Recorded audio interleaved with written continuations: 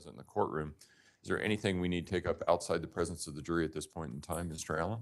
Yes, Judge. So prior to us starting trial, you had asked us to give you notification when we're going to bring in any sensitive photos. So there will be some of those today. Some from the scene where the suitcase and Gannon's remains were found, but then also clothing. But more importantly, the suitcase we intend to bring in today, since the time that it was recovered in Florida, it's been in the freezer. It's got lots of fluid on it. So I intend to have that be the very last thing that I admit into evidence. Okay. It'll be in a plastic bag so that the jurors can see it and appreciate size and that kind of thing.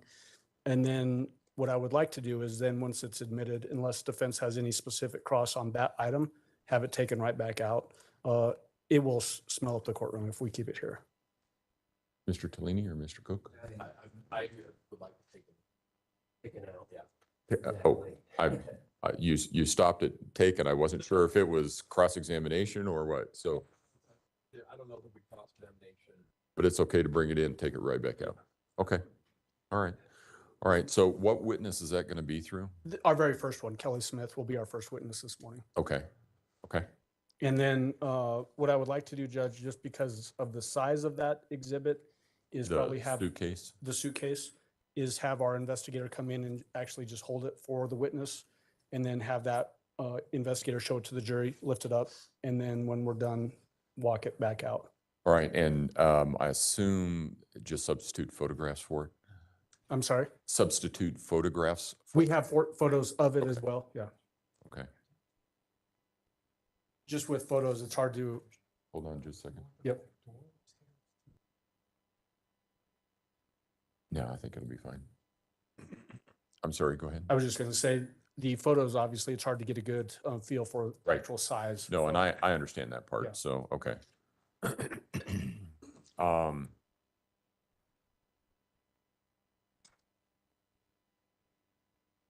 Okay. Is there anything else that we need to address before we bring the jury in? Prosecution?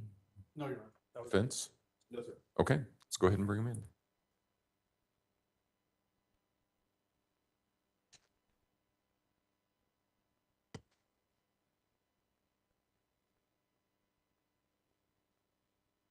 No, she's.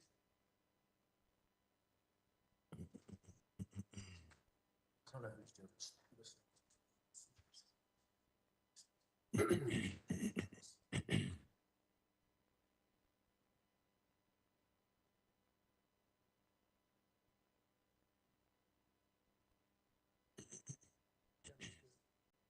That's what I was just checking. Are you doing okay? Okay.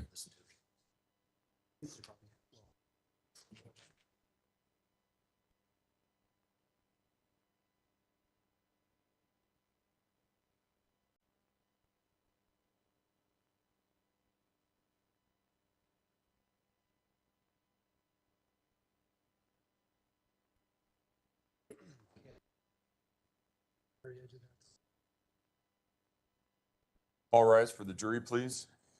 That's okay. Yeah, yeah.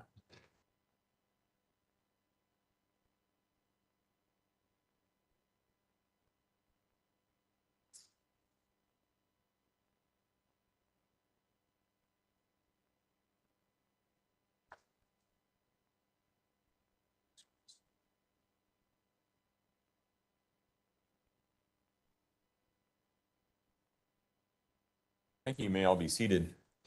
Court will recall 20 CR 1358, People versus Letecia Stauch. Record should reflect the jury has returned to the courtroom. Good morning, ladies and gentlemen. We're going to start our day the same way that we have every other day, and that is, has anything occurred since we were last together that causes any of you to believe you could not continue to serve as a fair and impartial juror? If so, please raise your hand. No response? All right. With that, prosecution, call your next witness, please. Thank you, Your Honor. Good morning. We would call Kelly Smith. All right.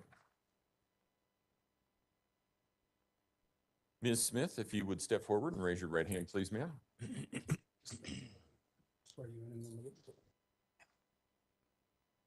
Good morning. You swear or affirm the testimony about to give in this matter will be the truth, the whole truth, and nothing but the truth? Go ahead and have a seat in the witness stand. Please watch your step as you step into the stand.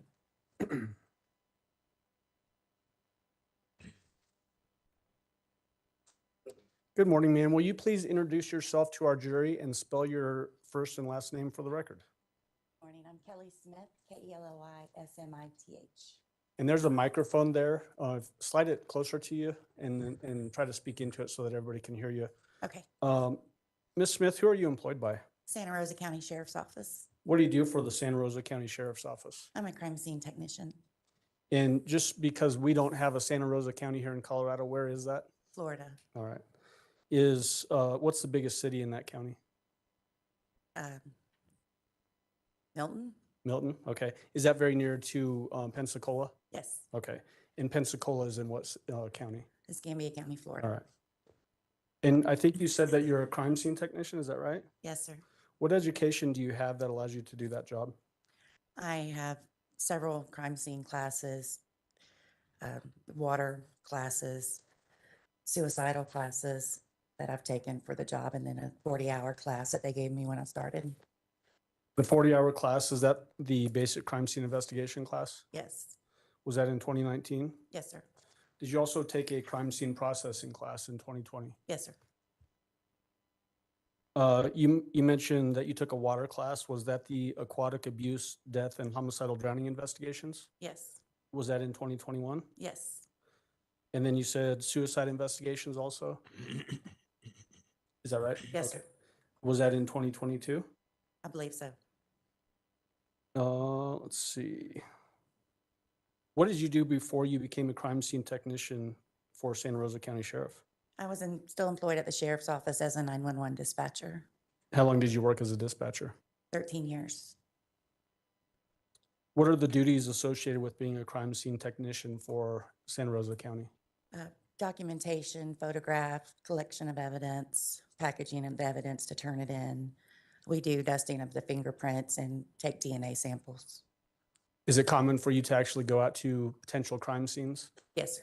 Do you sometimes collect evidence from crime scenes? Yes, sir.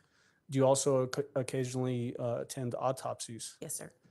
Will you typically collect evidence from those autopsies Yes, sir. And photograph. and photographs? I want to direct your attention specifically to March 17th of 2020. Were you working as a crime scene technician back then? Yes, sir. Did you get a specific call to respond to the Escambia River Bridge on the report of a suitcase with a body inside of it? Yes, sir. What's that approximate location where you were called to? The county line between Santa Rosa and Escambia.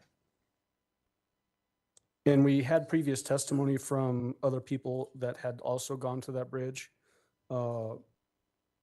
It's sort of, if you look at a regular map with north being on the top, it looks like the bridge runs north to south, but it actually, I think, has a east-west lineage. Is that right? Yes, sir. And as far as where you responded to, was that on the west side of the bridge or the east side of the bridge? East side of the bridge. Is it typical for you when you go to a scene like that to get briefed by somebody that's familiar with the investigation up to that point? Yes, sir. Did you have that occur here? Yes, sir. Who briefed you? I don't remember. I don't recall on that one. Who Okay. the first person I spoke to. Was it by chance Detective Jason Yoder? Yes. What was the information that you received from Detective Yoder when you got that first briefing? That they had located a suitcase with a body in it under the bridge. Did you have a chance to make your own visual observations of that area? Yes, sir. Tell the jury just basically what you saw, and then at some point here in just a moment, we're going to get into some photographs. I noticed we had to park on the other bridge, so I was able to look underneath the east bridge, and I just seen what appeared to be a suitcase and a material beside it from a distance. It just looked like material. Did you have a chance also to view the scene from above, meaning on that bridge span looking down? Yes. Did it appear that the location where there was an indentation, that was where the suitcase was dropped from that bridge down to the ground below? Yes, sir. What color was that suitcase? Do you remember? The olive green color. Okay. Did you go up closer to the suitcase area? Yes, sir. you said that it looked like there was some fabric or something like that associated with the suitcase. When you got closer, could you tell what those things were? You could see that it was a blanket and a body.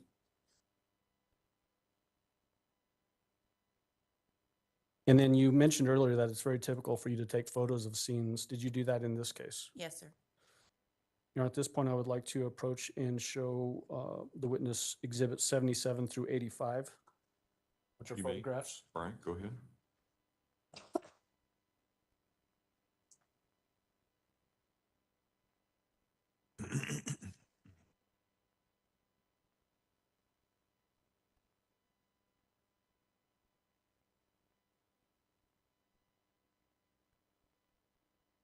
You could just look through people's exhibit 77 through 85 and then give me a heads up.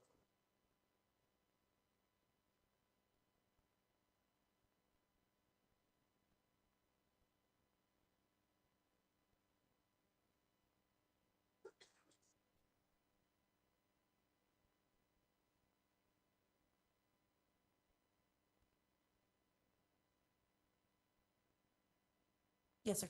Do you recognize those? Yes, sir. What are they?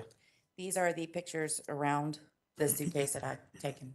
At the scene at the Escambia River Bridge? Yes, sir. Are they fair and accurate representations as to what you saw that day? Yes, sir. At this time, I'd move for admission of people 77 through 85. Defense? No objection, Your Honor. Exhibit 77 through 85 will be admitted. Go ahead. Permission to publish, Your Honor? Okay. Give me just a minute, though. Okay. All right, go ahead.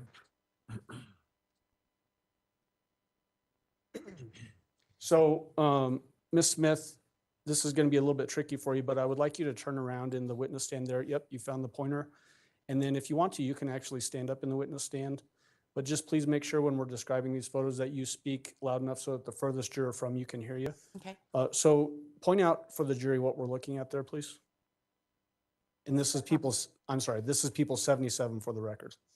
These are the pylons to the bridge with the suitcase here, and from a distance, I could just tell it was material to the side of it. Okay. And then people's exhibit 78. Same thing. Suitcase with a different angle. I'm seeing on a different side of it. Is that the way it appeared when you got up to the scene, that it was, everything had spilled out of the suitcase? Yes, sir. Okay. People's 79. Just up close of the actual material and the victim here. And, okay, and people's exhibit 80? This is just the suitcase itself. Was it apparent to you when you got on scene that there had been quite a bit of decomposition happening already? Yes, sir, due to the coloring here and the bug activity that was there. What kind of bug activity are we talking about? Maggots. Does that indicate that the suitcase had been out in this condition for a period of time? Yes, sir. People's exhibit 81? What are we looking at there? This is what appeared to be a void spot. You were up on top of the bridge looking down. And then beside it, you could see everything's laid over and it's discolored, a little discolored from everything around it. So is that looking from the span of the bridge down towards where the suitcase likely had dropped? Yes, Okay. And that's what it looked like for you when you stood there as well? yes, sir. 82, I believe is this 82 or 81? 81. 81. So please put up 82. And is that just a close-up of that last photograph? Yes, sir. Did that suitcase have one wheel on it?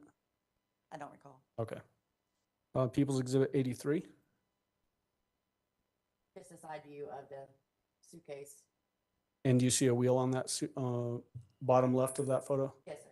So if we go back to 82, does it appear that that really deeper indention there would coincide with that wheel potentially? Yes, sir. Okay. And then people's 84. The inside of the suitcase. It's hard to tell in photographs, but was the inside of that suitcase wet? Very. Is that common to have, I guess, a wet area like that when a body's decomposing? Yes, sir. 85. The backside of the suitcase, and it's wet. That's what the discoloration is there. Some liquid coming out. So that darker area below the wheel there is liquid that had leaked out on the ground? Yes, sir. Okay, you can take a seat again. And then that was on March 17th, correct? Yes, sir. Did you also attend the autopsy on March 18th? Yes, sir. So tell the jury, was the body that went to the autopsy the same body that you saw on scene on March 17th? Yes, sir. How could you tell? The clothing was the same, the condition was the same, similar characteristics. What about the blankets that you mentioned? Were those also at autopsy? They were. Did you collect a lot of those items during the autopsy? I did. All right. Do you also take photographs of the autopsy? Yes, sir. Yes, sir. Where was that autopsy performed? At Sacred Heart Hospital in Pensacola. Was there a tentative identification done as to the remains that the autopsy was performed on? Yes. What was tentative identification made as? Gannon Gannon Stauch. Stauch, okay.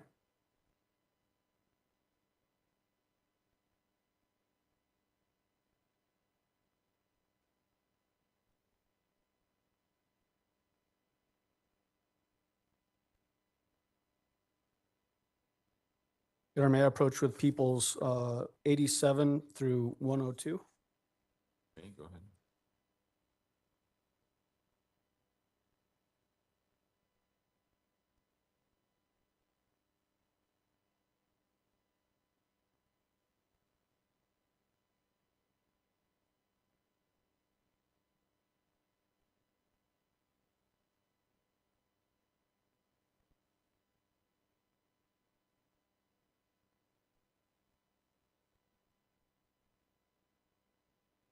Actually going up with people's exhibit 87 and then 90, 91, 92, 93, 94, 95, 96, 97, 98, 99, 100, 101, 102.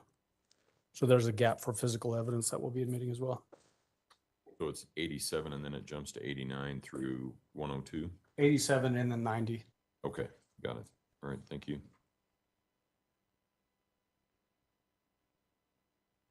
Same thing as before, if you could just take a look at those and then give me a heads up.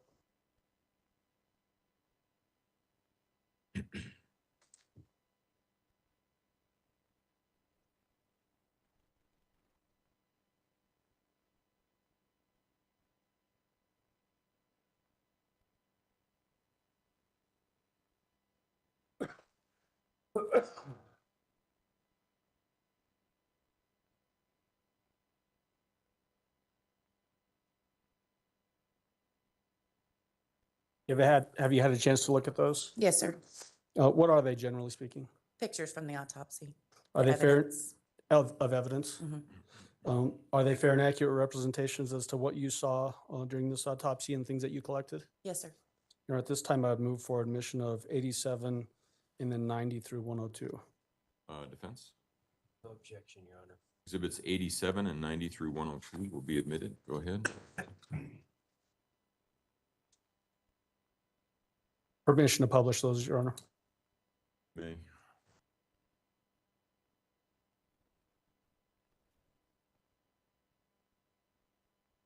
So we've got 87 up on the board behind you, and same as before, Ms. Smith, if you could just stand up and then let the jury know what we're looking at there. This is going to be the bullet that was extracted from the victim's head, and these two plastic pieces were in there. So the bullet that we see there, that's a projectile? Yes, sir.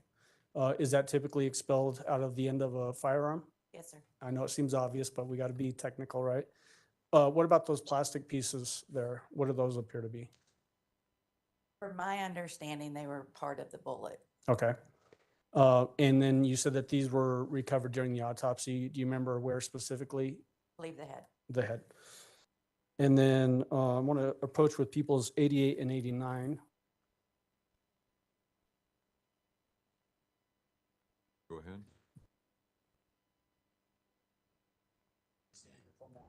No, that's fine. So if you could first take a look at people's exhibit 88.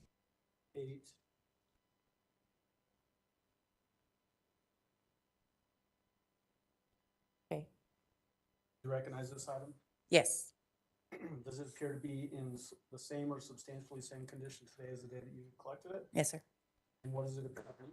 The projectile. Same one that's in People's Exhibit 87? Yes, sir. Or at this time, I move for admission of People's 88. Mr. Cook, Objection, Judge. Exhibit 88 will be admitted. Go ahead. Okay, I'm gonna look. Yes. And then I've got People's Exhibit 89 here in front of you. Do you recognize this item? Yes. Does it appear to be in the same or substantially same condition today as the day that you recovered it? Yes, sir. What does it appear to be? The red plastic pieces. Same red plastic pieces that are in People's Exhibit 87? Yes, sir. At this time, I'd move for admission of People's Exhibit 89. Mr. Cook, Objection. Exhibit 89 will be admitted.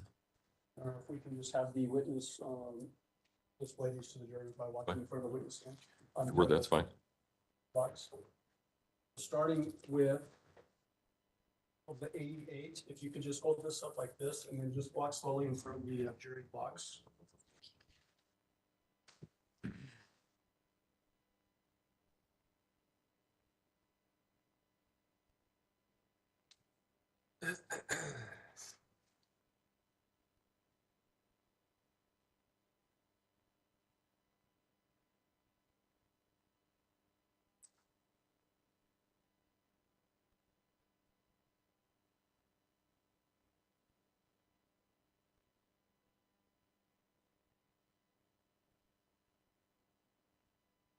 And let's see if you can now do the same thing with People's Exhibit.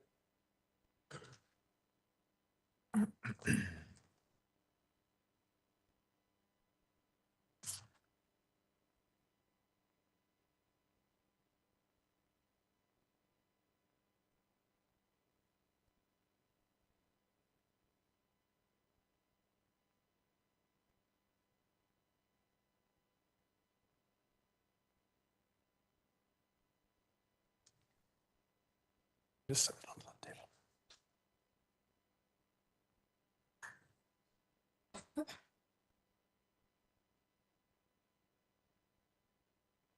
Now, Ms. Smith, we're going to go back up to the photos to People's Exhibit 90. Tell the jury what we're looking at there, please. That is the pillow that was located inside the suitcase. Were there any defects apparent in that pillow? Yes, there's a defect right here. When we use the word defect, what do we mean? Not if you wouldn't buy it with that in it. It's something that's occurred after the fact. And can you tell by just looking at the defect in the pillow, what might have caused the defect? Or does more investigation needed? More investigation. In People's Exhibit 91?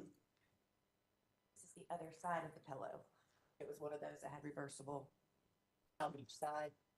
This one's wet with a discoloration. And I had some rivets on there for the decomp. People's 92? What are we looking at here? That's the projectile. It was done on the x-ray machine So is this actually an x-ray of that pillow itself? of the pillow itself. Are there actually two projectiles visible in that x-ray? Over here in the white. When we, again, just so that we're being technical and not leaving anything unsaid, when we say projectiles, are we again talking about bullets Yes, that were inside of this pillow? correct. People's 93? That would be a close-up of the damaged part of the pillowcase. Would that coincide potentially with a bullet being fired into that pillow? Yes, People's 94? What, the same thing here with the defect right here on the pillow once we've taken the pillowcase off. again, does that coincide with a bullet being fired into the pillow? Yes, sir. Obviously, we've seen the x-ray and the bullets were inside the pillow. Does that mean that there would not be any exit defects from the bullets? Correct. Okay. People's 95? At up close of, not the material, but the filling of the pillow, the damage that was done to it from the projectile. Does that actually, can you see the projectile there as well? maybe a little bit right here. Okay. People's 96 Closer image of the damage done from the projectile. and can you also see the projectile? People's 97 That would be one of the projectiles that was in the pillow that we got out. People's 98 Defect in the pillow from the projectile. is this a separate defect? Yes, this is on the other side of the pillow. People's Exhibit 99 See, but there's the defect. so this defect that we're looking at here now is the pillow with the pillowcase removed. Is that right? Here was the first one. And then the this defect coincides with that last defect in the pillowcase that we just looked at. Yes. People's 100 Closer shot. Pillowcase for the pillow. People's 101 Another shot with us cutting the material, getting to the filling of the pillow. and People's 102. That would be the projectile that we pulled out. So correct to understand that you were able to pull out 2 projectiles from the pillow itself? Yes.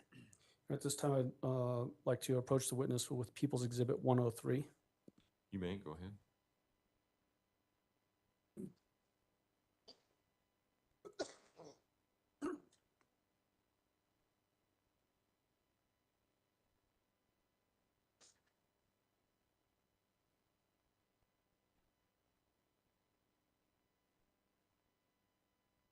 Same thing as before, Ms. Smith. Can you take a look at People's Exhibit 103? You recognize People's Exhibit 103? Yes, sir. What does it appear to be? The 2 projectiles we pulled from the pillow. Are they in the same condition today or roughly the same condition today as when you recovered them? Yes, sir. I move for admission of People's Exhibit 103. Mr. Cook, Objection. Exhibit 103 will be admitted. Go ahead. I have permission to have the witness display this for the judge. That's fine.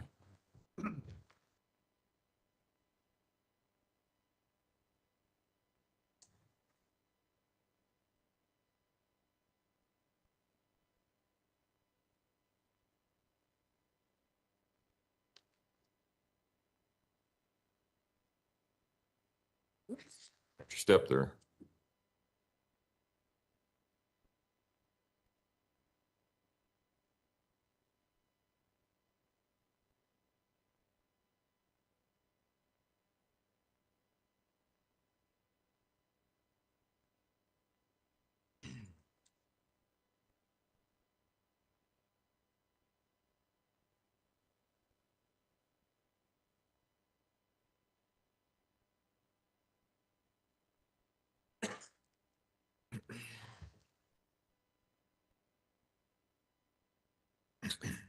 Judge, at this point, I would ask for permission to approach the witness with People's Exhibits 104 through 120. You may, go ahead.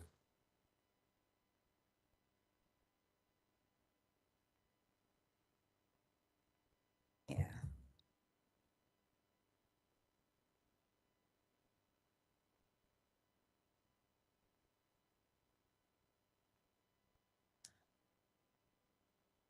Ms. Smith, same as before, if you could flip through those exhibits 104 through 120 and then give me a heads up when you're done looking at them.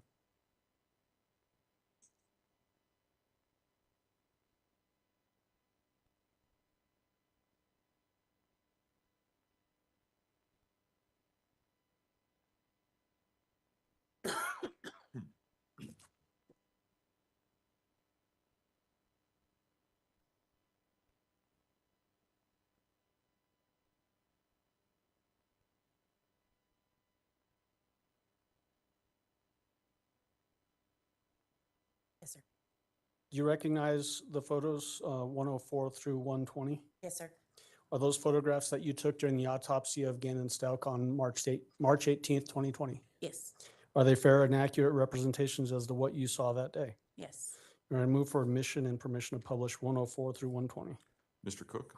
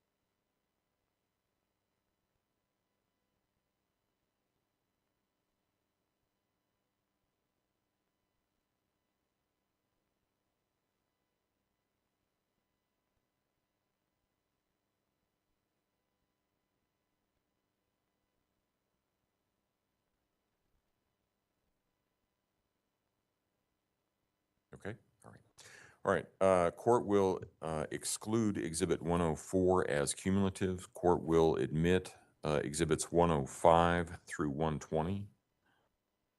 And permission to publish starting with 105 and then through 120. Well, if you just, You may go ahead.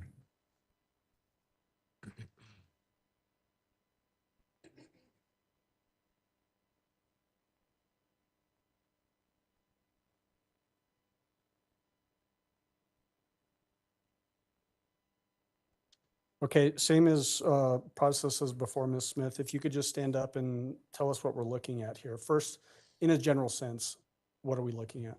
This is the T-shirt that the victim was wearing when we located him. Did this T-shirt have a number of defects in it that coincided with injuries that the victim had on his body? Yes, sir. Okay, so when we're looking at People's Exhibit 105, there's obviously some graphics on the T-shirt, correct? Yes, sir. And then there's that angular measuring device there. Is that signifying, as we look through these photos, where specific defects were in the shirt? Yes. So can you point out the defect that we're looking at first in 105? The defect here is gonna be right here. There's cotton, white cotton behind it to help make it stand out. And then if we go to 106, is that a close-up of that same defect? That is a close-up of the same defect. 107, Here, now we're here. sort of where it says Minecraft over the R, it looks like. Yes. And then 108, Yep, close to you. That defect. 109. Those first two, would that coincide roughly with the left chest area, lower left chest area? Yes. And now would that coincide with, I guess, left shoulder area, Yes. collarbone maybe? And then 110, Close-up of that same image 111, to the arm here. the sleeve of the arm, Yes, left arm. and then 112, Close-up of that same defect. 113, Up to here. so are we still looking at the left sleeve, just upper portion of that sleeve? Yes. 114, I think, Up close of that one. 115, Turn the shirt over. And this would be the defect. that appears to be a larger defect than the others, is that correct? Yes. And then 116, Close version. 117, Left arm again, back side. 118, Up close. 119. And that one just moved up to here. And are we looking at the backside for both of those last couple of photos, the backside of the left sleeve? Yes. 120, Up close of that one. left sleeve again? Yes, sir. All right, if you could go ahead and sit down.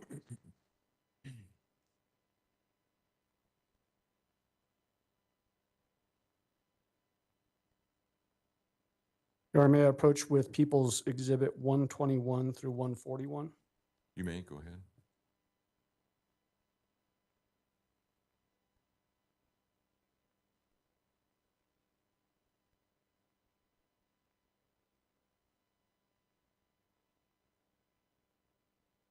Right.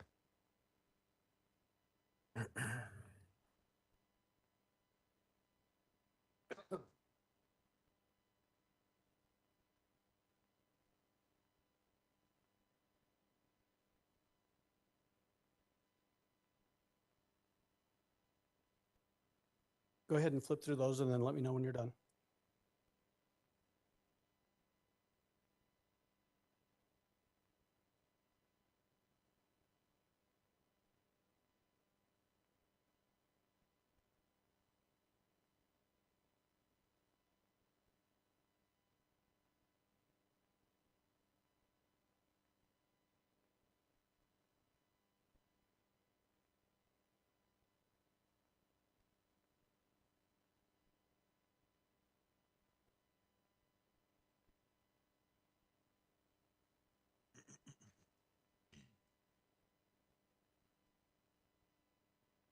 Okay, Do you recognize those photographs? yes, sir.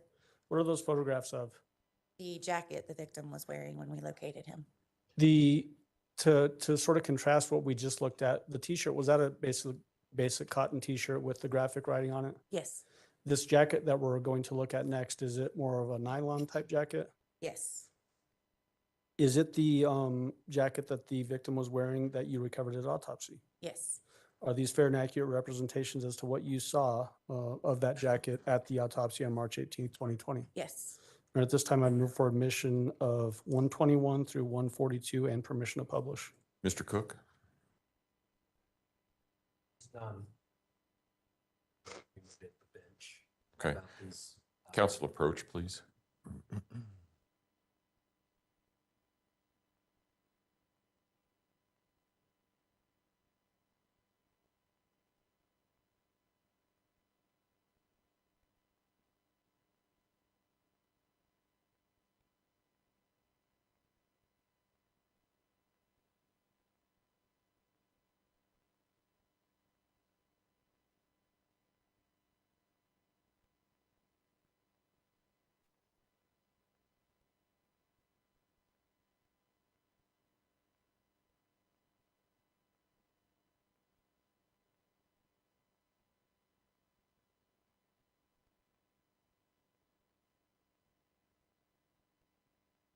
All right, exhibits 121 through 142 are admitted. Permission to publish, Your Honor. You may go ahead. So Ms. Smith, same as before, 121 should be up on the screen here in just a moment. So tell the jury what we're looking at in 121. This is the jacket the victim was wearing when we located him. Is this the inside of the jacket, so the lining of the jacket? Yes, sir. So point out where you can see any defects in this jacket. One here, here. This appears to be one here. Okay. And then moving on to 122. Up close to that first one. And would this generally be, since we're looking at the lining of the jacket, would this essentially mean that this would coincide with the victim's back area? Yes, Okay. 123, close to that one. 124, Showing the defects right there. again, is this still looking at the lining of the jacket, which would generally coincide with the back of the victim? Yes, sir. 125, Close to that one. 126, Over here, same back side of the victim. 127, Up close. 128, We're here, now we're over here. It's still the same on the back side, and this is the lining. sort of would this coincide roughly with the back shoulder? It looks like it's closer to the sleeve here. Yes. 129, Up close to that one. 130, Right, right. so is this getting closer to the top of the shoulder area of the jacket? Yes, sir. Still, are we looking at the lining of the jacket? Yes, sir. 131, Close to that one. 132, Gonna be the hood with some defects here. are we looking at the lining of the hood? Yes. Okay, 133, Back that pointed to. 134, Close to that one. 135, Second one. 136. And those last couple, also the inside lining of the hood. Correct. Okay. 137, This will be the back of the jacket. is this just an, oh, I'm sorry, Here, one here. essentially an overview of the back of the jacket? Yes. 138, First one that I, 139, second one that I pointed to, still on the back of the jacket. 140, now we're over here. 141, Still here. and then 142. Here's the defect. I was trying to see where at on the jack. Does it appear that this is closer to the zipper? Yes, Can you see the zipper there at the top? here's the zipper. Okay. Thank you. And Your Honor, now I would like to approach the witness with People's Exhibit 143. All right, you may, go ahead.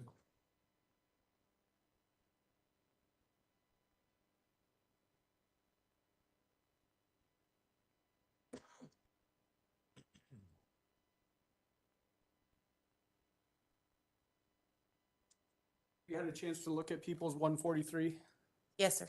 you recognize it? Yes, sir. What does it appear to be? Pair of pants. Photo of the pair of pants? Correct. Are these the pants that the victim was wearing when you went to the scene on March 17th and then the autopsy on March 18th? Yes, sir. Did you also collect those items? I did. Is it a fair and accurate representation of the pants as you saw them on March 18th? Yes. Now, at this time, I would move for admission and permission to publish 143. Exhibit 143 will be admitted. Go ahead. Permission to publish, there we go. Just generally give us are these nylon sort of athletic pants? Yes. Does it appear that there's, it's hard to tell, right? There's a lot of staining on this from decomp, I would assume. Yes, sir. But does it also appear that there's white stripes running down the legs of these pants? Yes, 2 on each side. Can you point those out for the jury, please? There's one right here and then the other one's right here. Okay. All of these items that we just looked at, so the pillow, the blankets, the t-shirt, the hoodie, and these pants, I think it may be obvious, but were these heavily soiled with decomposition from Gannon's remains? Yes. Associated with that heavy decomposition, was there quite a smell associated with them? Yes. Is that why we're not bringing those items into the jury to let them have to deal with that as well? Yes. Your Honor, finally, would like to have my investigator approach the witness with People's Exhibit number 86. All right, may, go ahead. And just so that we're all clear, this is the item that we talked about prior to. Okay. Is there any objection as to the foundational issue of this defense? Okay. Mr. Allen?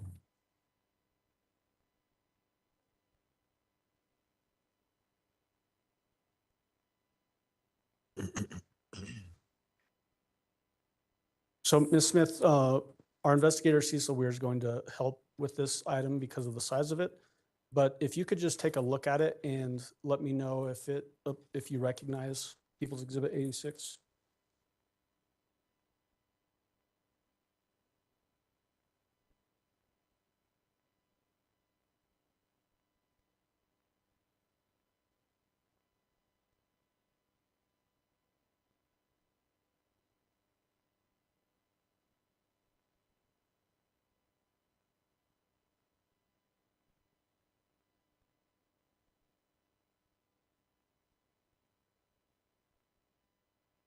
And I didn't hear your question over the paper. Yeah, that paper was a little loud. Do you recognize People's Exhibit 86? I do. What does it appear to be? Olive green suitcase that was at the scene Did you collect this scene at the River Bridge or was it at autopsy? at the River Bridge. Okay. Does it appear to be in the same or substantially the same condition today as the day that you recovered it? Yes. Your Honor, at this time, I'd move for admission of People's Exhibit 86. Mr. Cook? Objection. Exhibit 86 will be admitted. Go ahead. Your Honor, because of the decomposition material on this item, we are asking for permission to not leave this here in the courtroom, but I would like to have permission for our investigator, Mr. Weir, to show this item to the jury by holding it up. It is a larger item. You may. Uh-huh. Go ahead. Thank you. I'll hold the black.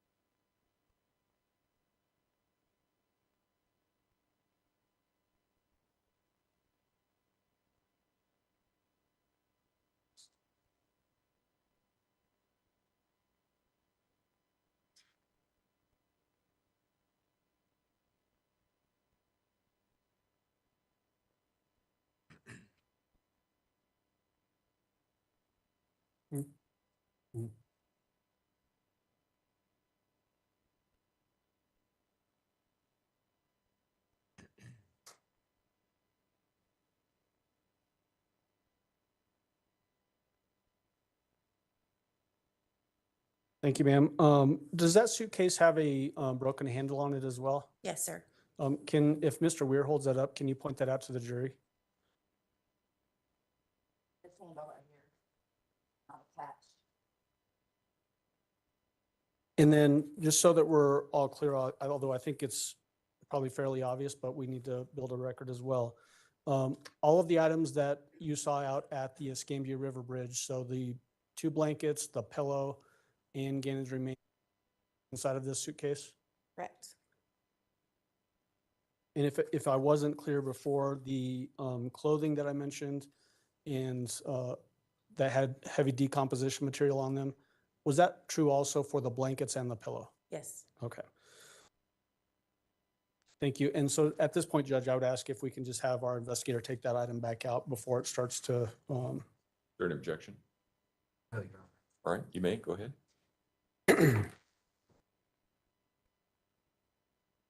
Just take it out. he's trying to collect the baggage or the paper too. Stephanie?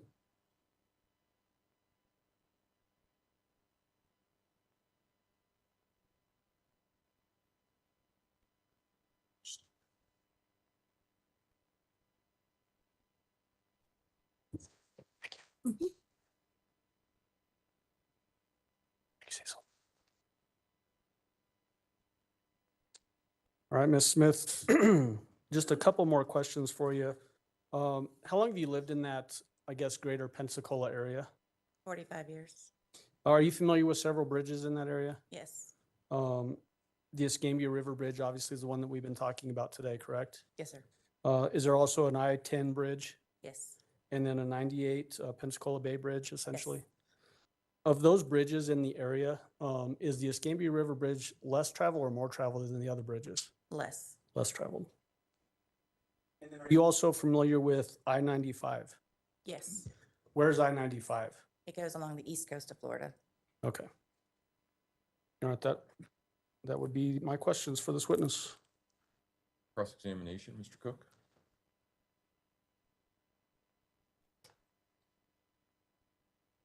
Your Honor, I don't have any questions for this witness. Thank you. All right. Do any of the jurors have any questions for Ms. Smith? Just write it down, pass it forward. Looks like we might have a couple, so just write them down, pass them forward, and I'll have somebody collect them.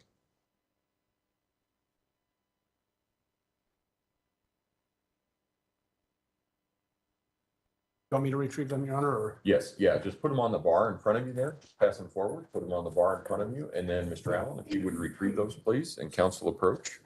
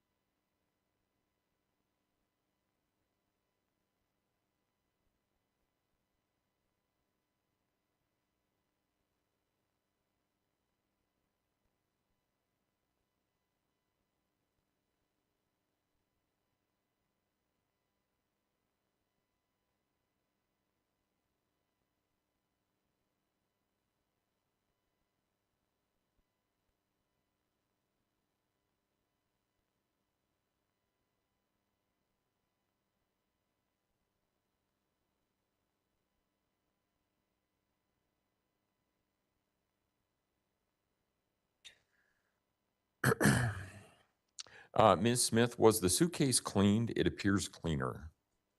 No, it was not cleaned. It was kind of hard to see through the plastic. All right, and this is a timeline question. You visited the discovery site on March 17 of 2020, And the autopsy was on March 18 of 2020. Let's start there. Are those 2 dates accurate? Yes, And so you already knew on March 18 of 2020 that it was Gannon? they didn't know for sure. They went by some pictures, and then I'm not sure what their procedures are for identification. All right. I will allow reasonable follow-up as to those questions only. Mr. Allen? Just on that last question, when we were talking about identification of the remains, was that just a tentative identification, Yes, not a finalized identification? Do you know that a finalized identification came sometime later? yes. Okay, thank you. Mr. Cook? All right. Thank you, Ms. Smith. You may step down. Prosecution, call your next witness, please.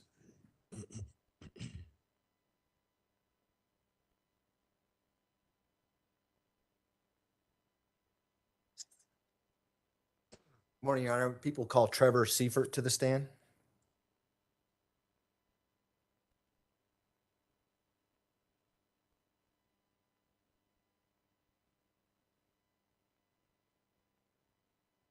Mr. Seifert, if you would step forward and raise your right hand, please, sir.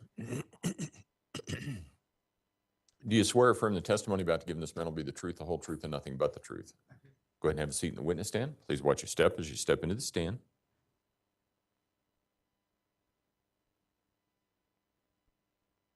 Morning. Good morning. Could you please introduce yourself to the jury and spell your first and last name? My name is Trevor Seifert, spelled Trevor Seifert. I just mispronounced your name, so Oh, I apologize. for that's okay. that. What is your occupation? I am a senior crime laboratory analyst with the Florida Department of Law Enforcement. And how long have you been with the Florida Department of Law Enforcement? Just over 17 years. And what are your specific roles within that title? Up until September of last year, I was in the biology section of the Pensacola Regional Operations Center. And in the biology section, we do DNA analysis. And what kind of experience and training do you have in the field of DNA analysis? Education-wise, I have a Bachelor's of Science in Biology from Southern Oregon University and a PhD in microbiology and immunology from the University of Florida. At the Florida Department of Law Enforcement, I also went through a one-year training program in forensic biology. And does the field of DNA analysis include the field of forensic DNA analysis? Yes.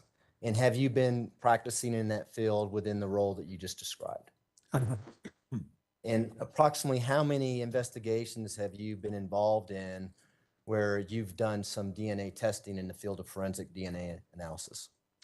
Hundreds of cases, and we actually count the number of samples that we analyze, and it's well over 8,000. And do you have some continuing education that you participate in to stay up to date in that field? Yes, we have required annual continuing education, and we keep up to date with current literature. And have you been qualified as an expert in a court of law to testify in the field of forensic DNA analysis? Yes, in the Florida 1st and 14th Circuit, Approximately how many times? approximately 55. First time in Colorado, I take it? Testifying, yes. Okay. At this time, we'd ask the court to allow Mr. Seifert to testify in the field of forensic DNA analysis as an expert. No objection. All right, just a minute.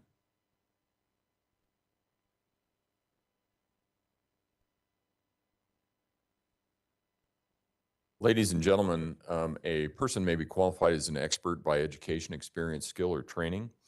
You are not bound by the testimony of a witness who has testified as an expert. The credibility of an expert's testimony is to be considered as that of any other witness.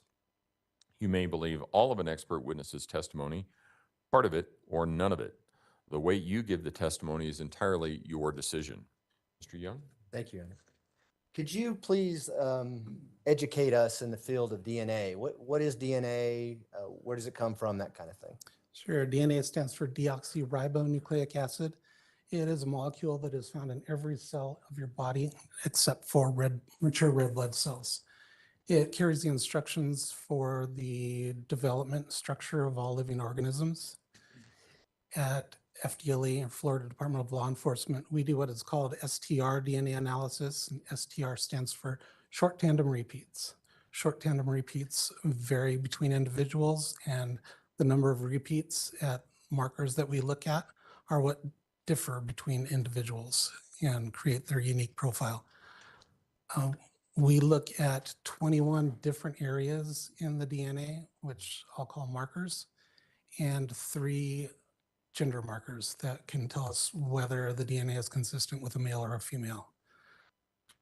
In order to develop a DNA profile, I will take a sample from biological material and do chemical processes which will break open the cells, releasing the DNA into a solution.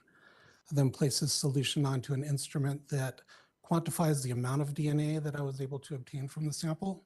And if I reach a high enough threshold, I can then use a process called polymerase chain reaction, which amplifies each of the 21 markers that I'm looking at millions of times with a fluorescent tag that enables another instrument, a genetic analyzer, to measure the length of each of these fragments, which determines the number of markers, or the number of short tandem repeats, and gives us a profile for the individual or the sample. Can you talk to the jury about the uniqueness of these profiles that you've been talking about? Yes, depending on the number of markers that I'm able to generate a profile from, statistics differ with how unique it will be. But overall, a DNA profile of an individual is unique to that individual, and only a identical sibling will have the same DNA profile. And where do we get this uniqueness from? Where does our DNA come from? Half of your DNA comes from your mother, half of your DNA comes from your father. And so the combination of the DNA from both, so you have 2 copies of DNA, 2 copies of these markers. And so at each of these markers, I will get a number of repeats. So one marker may have 5, let's say 5 of these short tandem repeats from your mother and 10 from your father. So at that marker, you would be considered a 5-10.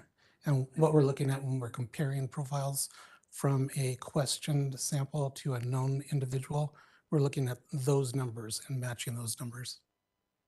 So if we have, for instance, a body found where we don't know who that person is, would we be able to create a profile if the DNA was in good shape and then determine who the parents of that individual were, or vice versa? Yes, we can. When we talk about the field of forensic DNA analysis, I think you just alluded to it a little bit in your previous answer. Are we talking about having a known DNA profile and then unknown DNA profiles to figure out if there's a match or if there's some consistency between the two? Yes, so in most cases, we're dealing with evidence from a crime scene, looking for a suspect. So we're looking for the DNA profile from the evidence and then comparing it with DNA profile from an individual said to be involved in the case. In other cases, we're looking at unidentified human remains and comparing that to DNA profiles from individuals that are in a missing persons database. And so is there databases in the United States, for instance, where there's DNA profiles for unsolved crimes, things like that, where if you develop a profile, you can compare that to a database to see if there's a match? Yes, there are. And do agencies across the country submit DNA profiles to those databases? Yes. Now,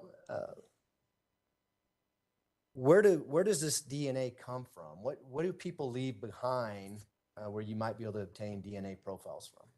Well, the majority of it is bodily fluids, blood, semen, saliva, tissue, and we can also obtain DNA from items that people have worn or handled. So epithelial cells or skin cells that are left behind, or hairs. You alluded to earlier about crime scenes. Are there particular crime scenes that might deteriorate DNA? Yes, DNA is stable in dry and cold environments.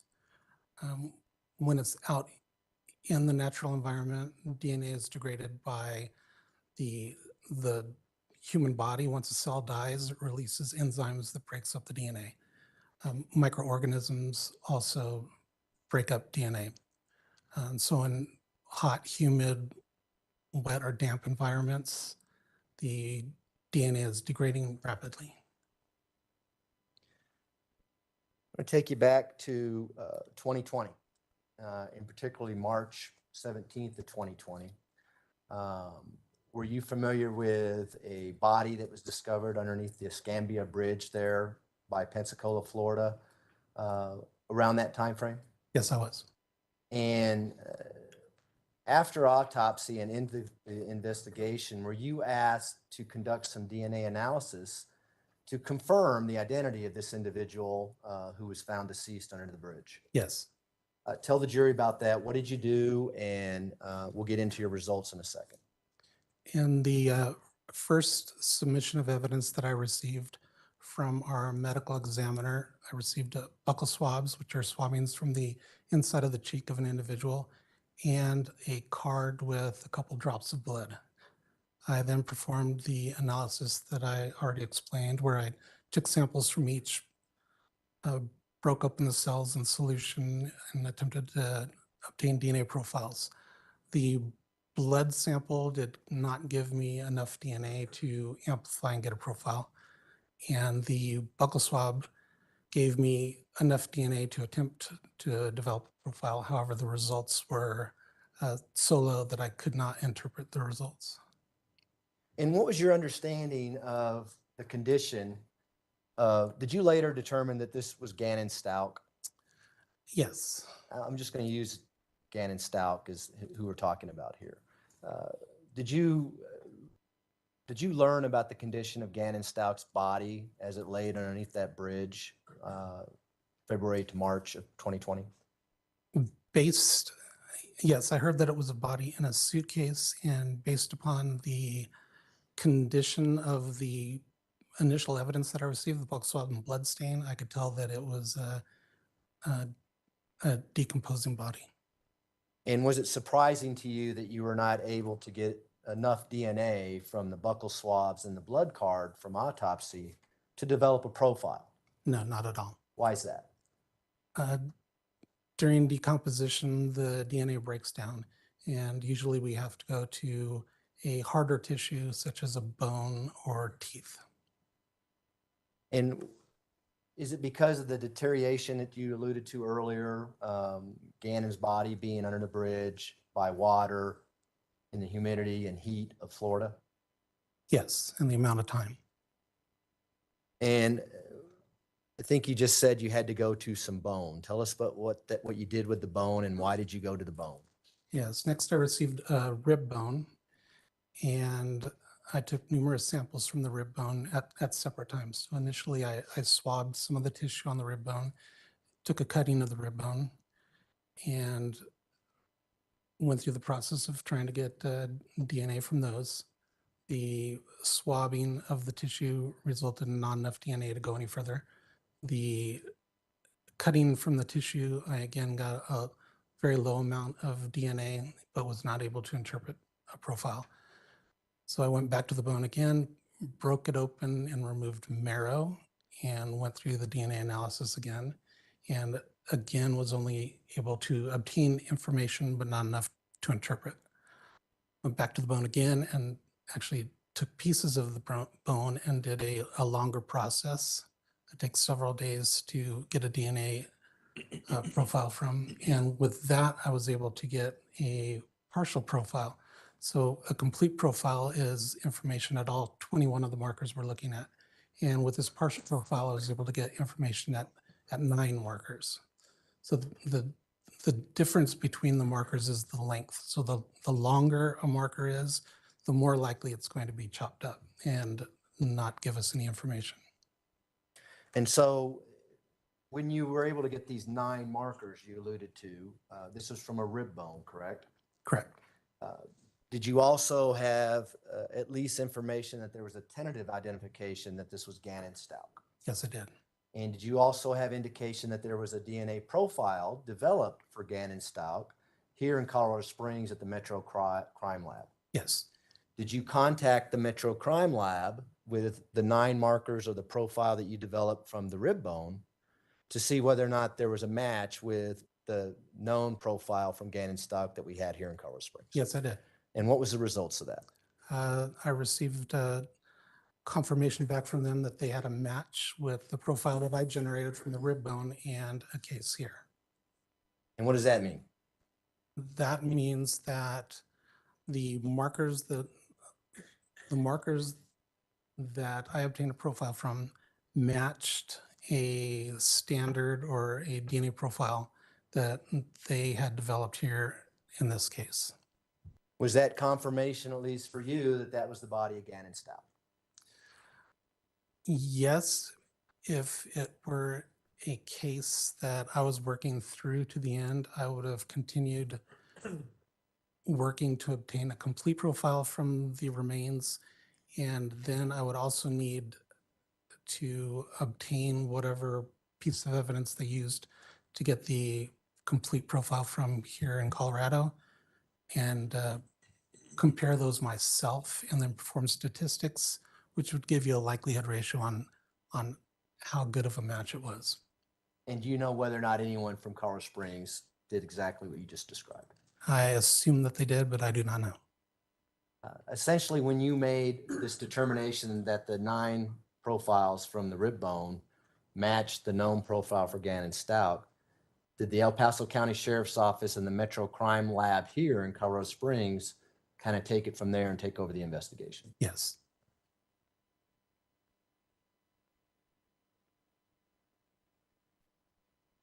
Those are my questions, Your Honor. Thank you. Cross-examination, Mr. Tellini? No question. Do any of the jurors have any questions for Mr. Seifert? Seifert, sorry. No, all right. Thank you, you may step down. Council approach, please. Safe travels.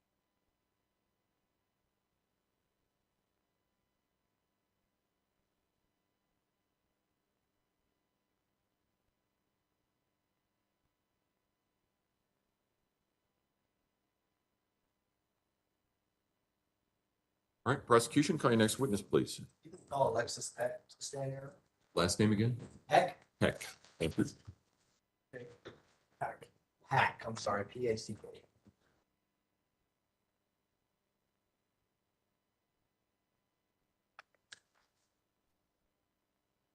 Ms. Pack, if you would step forward and raise your right hand, please, ma'am.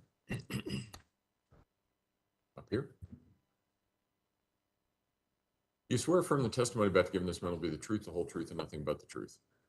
Go ahead and have a seat in the witness stand. Please watch your step as you step into the stand.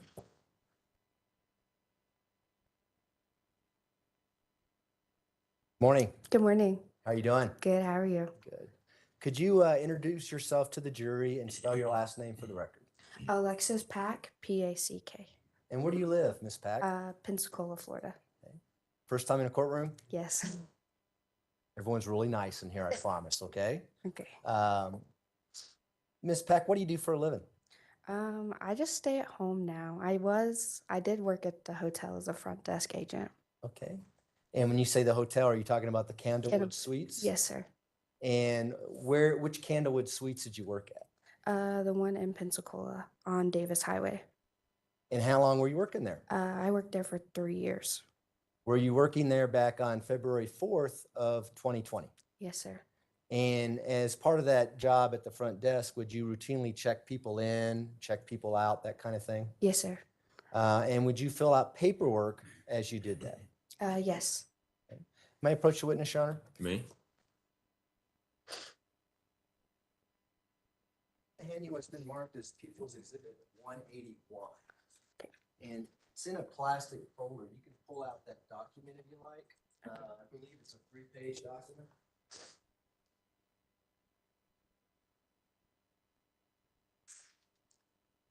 Do you recognize that? Yes. And what is that? It's the form that they fill out whenever they check in. And did you fill that form out? I did not. Okay, who filled that form out? Do you know? It's the person who checks in. they fill it out. Let me have you turn to page 3 of that document. You see that computer printout? Yes. Do you see your name on that computer printout? Yes. Do you see the name of the person who checked someone in on that computer printout? I do. Okay. So tell us about that. Who checked this person in that's related to this document, and then who checked them out? So there was a lady named Sharon who worked there who checked her in, and I checked her out. Okay. And are these documents that you use with anytime someone checks in or checks out of the hotel? Yes. And are these routinely used in the course of business at the Candlewood Suites? Yes. And does this accurately depict the check-in and check-out for the person named in this document back on February 4th, 2020? Yes. We would move to admit People's Exhibit 181. Defense? Objection. Exhibit 181 will be admitted. Go ahead. And before we publish that, I'd like to show you another exhibit if I may approach, Your Honor. You may.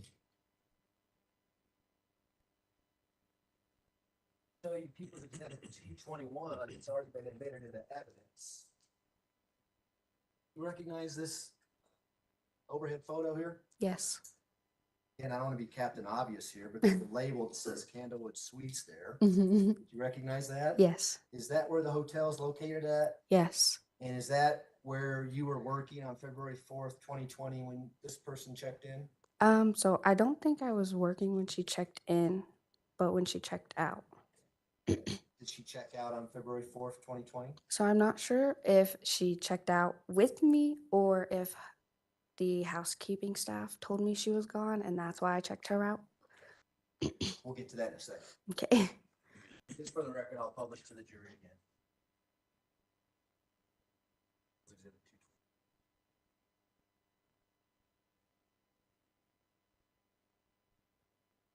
Okay, if we can publish People's Exhibit 181 now.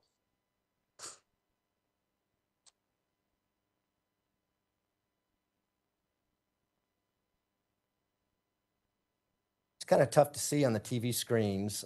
Can we zoom in on that a little bit, please? So let's start with the top part of that exhibit, and you can look at the one, the actual exhibit in front of you if you like.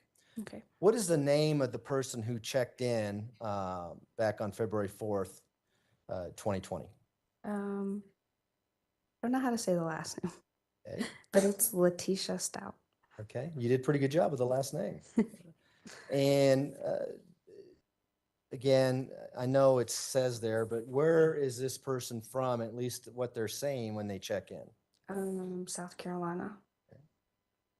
And they, does this information also show the method of how they paid for the room and things like that? Yes.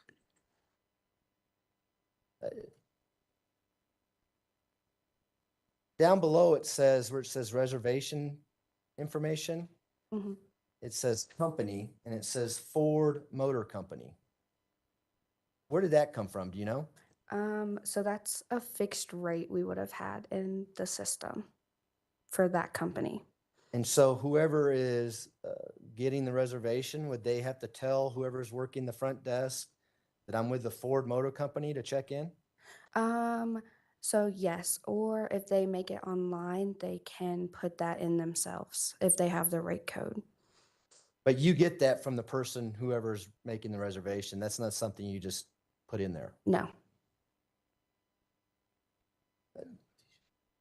If we go down a little bit, can we just scan down that first page? Right there's good, thanks. Is there information when they check in to describe what vehicle they're driving? Yes. And what kind of vehicle did the person say they were driving, or this Letecia Stauch say they were driving? A Nissan Altima. And does anybody check to see if that's accurate? No, sir. If we can now go to page 2 of that document.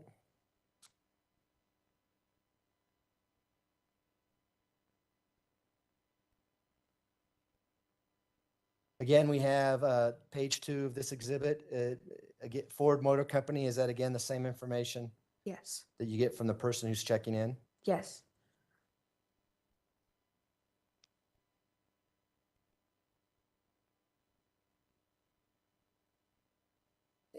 Can we go back to the first page? I forgot to mention something on that. Thanks.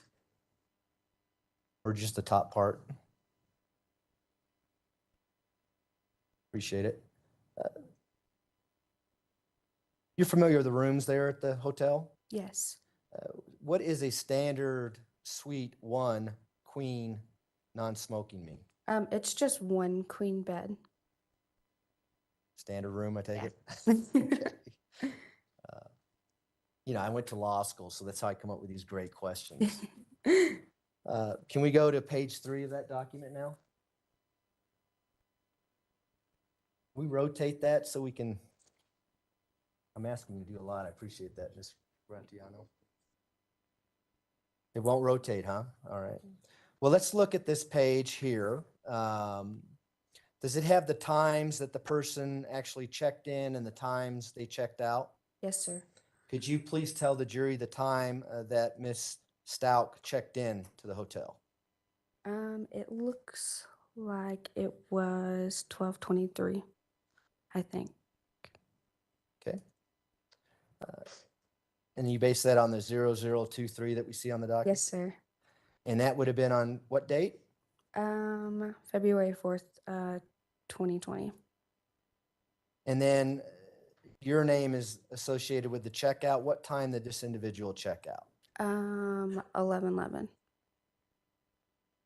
And that top line, I know we can't see it because it's documented. Could you read what the description says?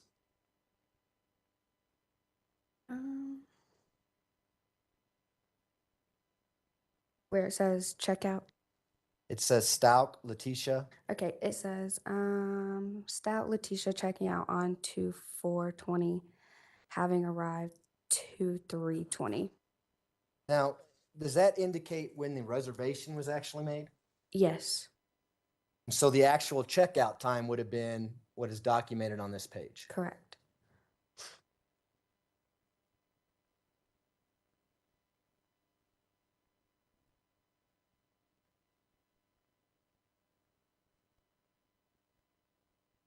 Can you tell by looking at this page what time the reservation was actually made? 11:43. So roughly a half an hour before she actually physically checked in? Yes.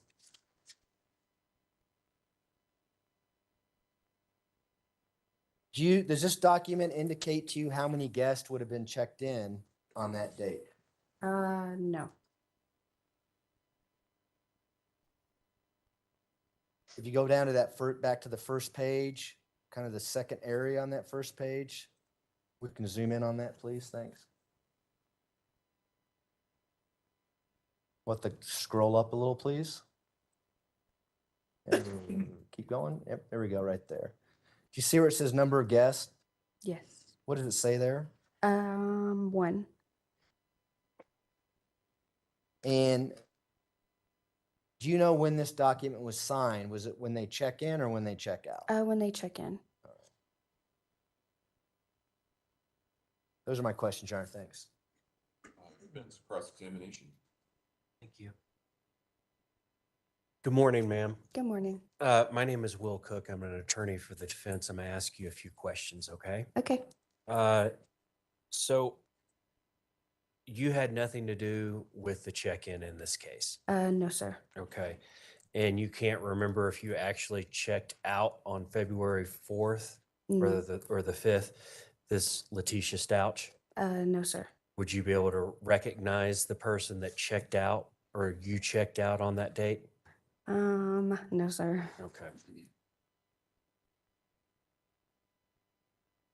In fact, you may not have ever even seen this person. Correct. Okay. Thank you. Redirect. No, thanks, Your Honor. Do any of the jurors have any questions for Ms. Pack? No? All right. Thank you, ma'am. You may step down. Watch your step as you step down.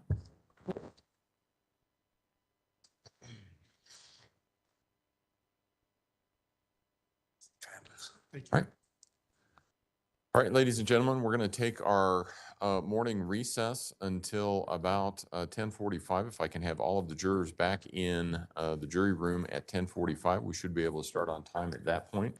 Again, don't discuss a case among yourselves. Don't discuss a case with anyone else And with that, we'll see you back at 10:45. All rise for the jury, please.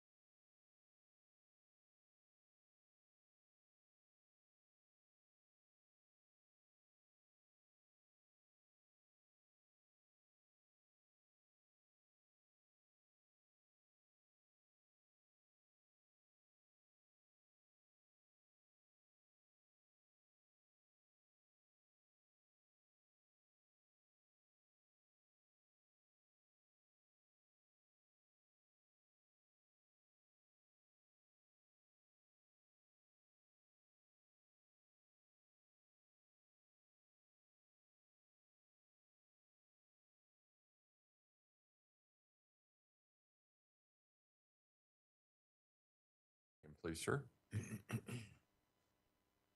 Do you swear affirm the testimony about to give in this matter will be the truth, the whole truth, and nothing but the truth? Yes, sir.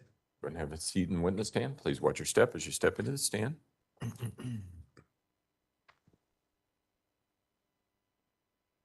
Good morning, sir. Good morning. Will you please introduce yourself to the jury and spell your name for the record? My name is Jason Hess. I'm a lieutenant with the El Paso County Sheriff's Office. Last name Hess. How long have you been with the El Paso County Sheriff's Office? For 26 years. What kind of roles have you served on with the Sheriff's Office? I've been a deputy assigned to detentions, assigned to the patrol division, the SWAT team, a supervisor for the SWAT team, a supervisor on patrol, both sergeant role and a lieutenant. What was your employment back in January of 2020? I was a sergeant assigned to the patrol division. What are duties associated with a assigned to patrol? For patrol, we're responding to calls for service, proactive policing, traffic enforcement, and general community concerns. Is it fairly common to have a lot of contact with members of the community? Yes, it is. Some point, did you get involved in the Gannon Stauch missing child investigation? Yes, I did. What was your role in that investigation? I was at the office of the sheriff performing some administrative duties and became aware of the call that had occurred the night before and that an 11-year-old Gannon was reported missing that night. And I started making some phone calls to help further that. Excuse me, just so we're understanding when this exactly happened, you referenced the night before. January 28th is when I became aware of it. So you became aware on January 28th? Yes. And the call actually occurred on January 27th Correct. of 2020? Correct. Did you have an occasion to call a female at a particular phone number that you understood to be the stepmother of Gannon? Yes, I did. You remember the phone number that you called? I do not remember the phone number. Yeah, okay, we'll come back to that. How did you obtain that phone number? It was from the previous call for service records that we have internally from the call that had occurred. When you called the person, did that person expect you to be calling, or was this just a cold call? It was a cold call. I was just following up on information. Who were you trying to get a hold of? I was trying to get a hold of the parents of Gannon or the person that had called in the original report, Letecia. Did you identify the person that answered the phone? Yes, as best you can over the phone by just asking questions. So what, describe male or female? Female? Did you have subsequent contact with that person face to face? Yes. The voice that you heard on that particular call, did that coincide with a person that you met face to face? Yes, from what I could tell. And so the person that you were talking to on that phone call, who was that person? Letecia. Letecia Stauch? Yes.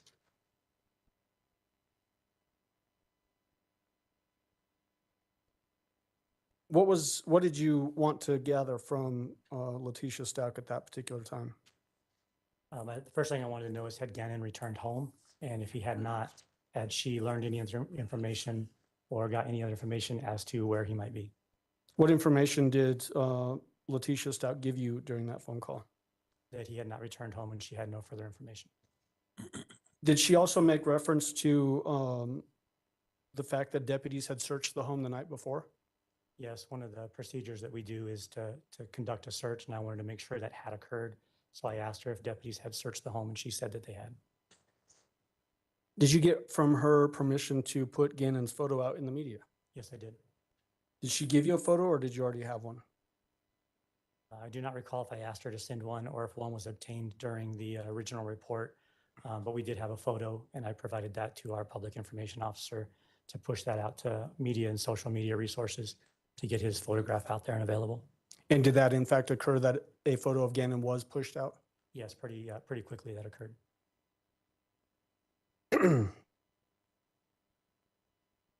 Did you do any searches yourself on that January 28th day? Yes, after the photo went out to the media, some tips had come in about people seeing a child walking in certain areas, and I drove to some of those areas and began searching. So let's talk a little bit in bigger picture here. The report was either missing or runaway child, is that right? Yes.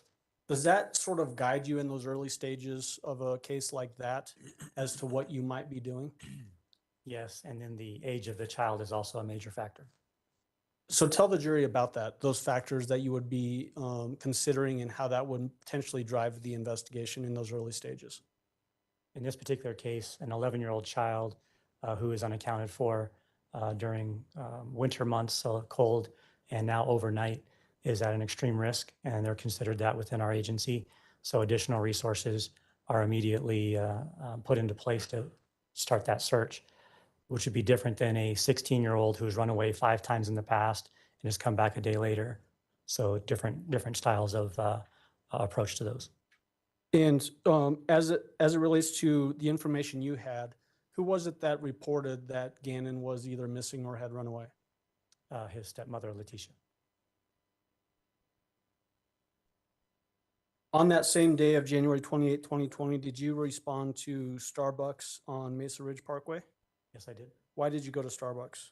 I learned that some of the detectives had come out to meet with Gannon's parents and speak to them. And I went over there to see if there was anything else I could do on efforts with doing searching or canvassing. Did you actually see the parents of Gannon Stauch at that time? Yes, I did. I sat at a table with our 2 detectives and them. The person that you had been on the phone with earlier the morning of January 28th and now the person that was at Starbucks, was that Letecia Stauch? Yes, it was. Do you see her here in the courtroom today? Yes, I do. Will you identify her to the court and to the jury by where she's sitting and what she's wearing? Sitting over on our far right against the wall in a pink shirt. I would ask that the record reflect he's identified the defendant. The record will so reflect. Go ahead. At some point during that contact with the father and the defendant, were you able to look at what was described to you as Gannon's phone? Yes, I did. Why did you do that? Trying to determine if he had searched anywhere on like a Google Maps feature where there would be a history that might direct me on somewhere to go. Would that be something that you would typically look for if you were looking for a missing child or a runaway child? Sometimes you don't know where to look, so you look at all available information, and that is one thing that you would look for is did they search somewhere to go or enter a friend's address or something like that that maybe they hadn't walked to before to give them a route or something.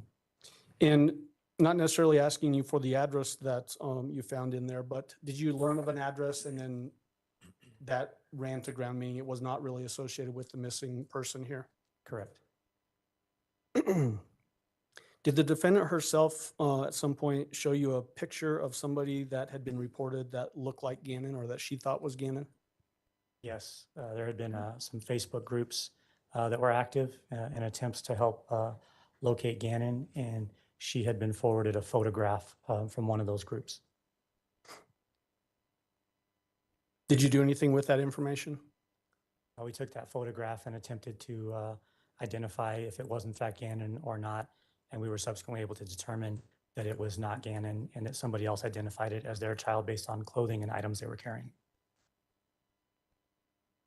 Did you become familiar with Gannon's neighborhood, so Lorson Ranch area, during this part of the investigation? Yes, I did. Did you canvass that neighborhood? Yes, I did. What does that mean to canvass a neighborhood? There's many parts of it. The typical part that you would assume is police officers knocking on your door, asking questions, asking if you have surveillance cameras that are showing the roadway or sidewalks, driving through areas where kids might play, under bridges, construction sites, things like that. Did you do those things? Yes, I did. Did that lead to any clues that you were readily able to find to locate Gannon? No, it did not. In the afternoon time, did you actually go to Gannon's home at 6627 Mandan Drive? Yes, I did. Why did you go there? I wanted to clarify the timeline because I had not been part of the initial part of the investigation on when he would have left the house. So as I knocked on doors at different neighbors, I had a timeline to ask to look at their security camera feeds. Did you have any contact with people at that residence? Yes, I did. Who was there? There were several people that were unidentified to me. I think friends and family members, Letecia and Eugene. So the defendant and Gannon's father? Yes, and their daughter. Did you try to verify a time from the defendant that would be of note for the investigation? Yes, What did she tell you? it was between 3:15 and 4-ish approximately when he would have left the house. Did she describe in that statement to you what she was doing when she reports that Gannon left the house? Between her and her daughter during the conversation, it came up that a candle had been knocked over and there was a burn mark on the carpet, and she had been taking care of that when Gannon left. Trying to fix that burn area? Yes. Did she describe in any detail anything about that candle or burn incident to you? Not specifically, no. Okay. Did you ask the defendant what friend's house Gannon may have been heading towards? Yes, I did. What did she tell you? She didn't know.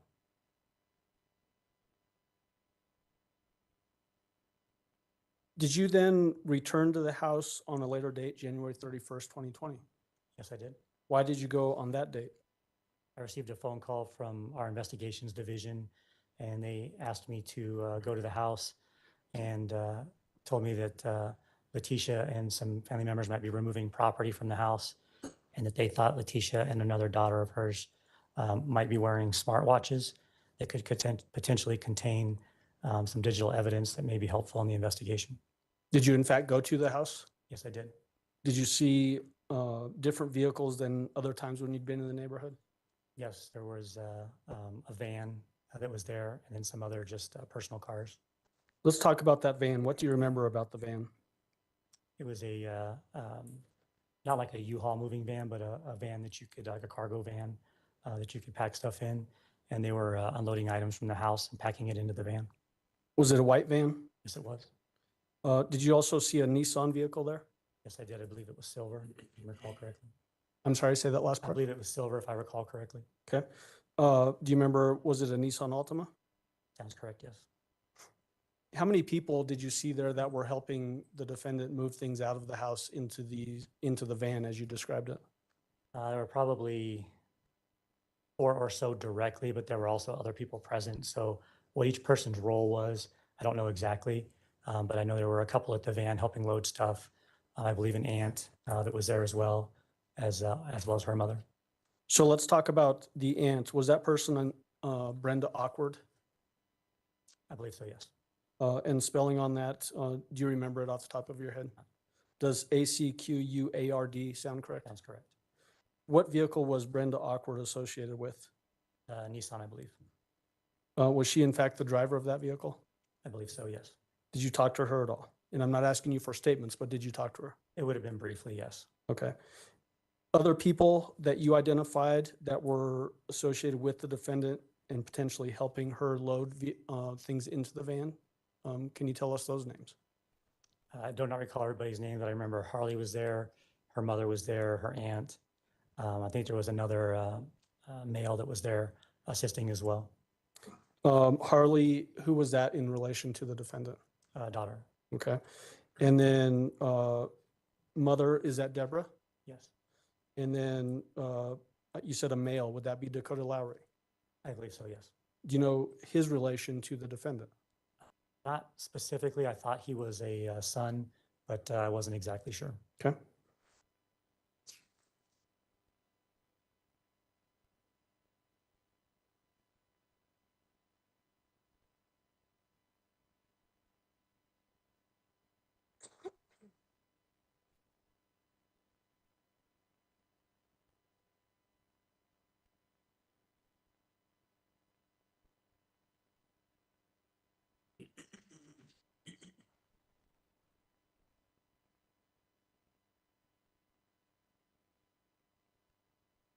Lieutenant, when I was asking you earlier if you remember the number of the person that you called on the morning of January 28th, you said you didn't remember, but if you looked at your report, you might be able to remember. Yes, I documented that in my report. I've got your report here. Would showing you that refresh your memory on that point? Yes, it would. Or ask for permission to approach the witness for refreshing his memory. You may go ahead.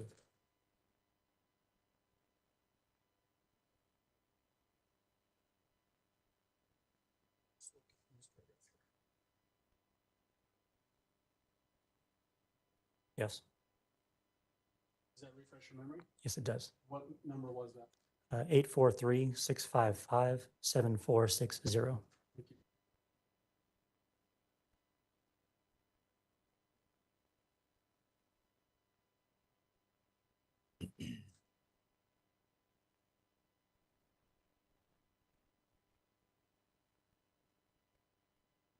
I want to get into more detail about the statement that you got from the defendant when you went to the house after that phone call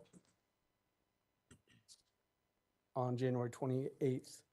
How long would you say that conversation lasted? Just a couple of minutes. Do you remember details of what she told you in that conversation? Some of it, yes. What do you remember specifically her telling you? I had asked her if she knew where Gannon had gone, so I had a direction to go to and contact that house or houses in between. She said that she did not know. Her daughter made a comment about her mom being, Mr. Allen? I was reading the report and I couldn't tell who he was referring to there. He said her daughter. Yeah, so I'm not asking you for any statements right now. From daughter. I'm asking you for statements of the defendant. okay. She had made mention that she might have got a little excited during the fire during that. Okay. Did she describe specifically what she did in relation to that fire? I recalled her saying she tried to put it out with a blanket, and originally the blanket caused it to get slightly bigger, and then she was able to put it out. So basically, was she describing that she was trying to smother the fire? Yes.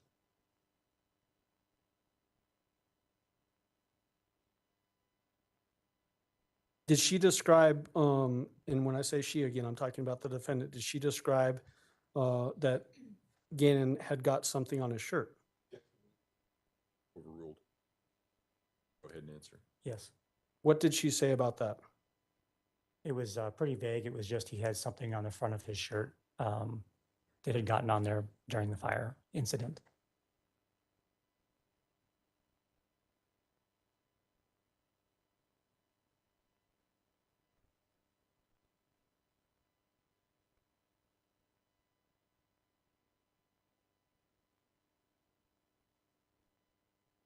Okay, may I have just a moment here?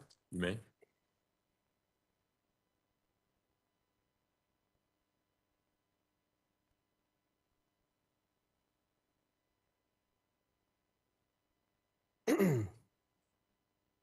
Was there a younger daughter there as well?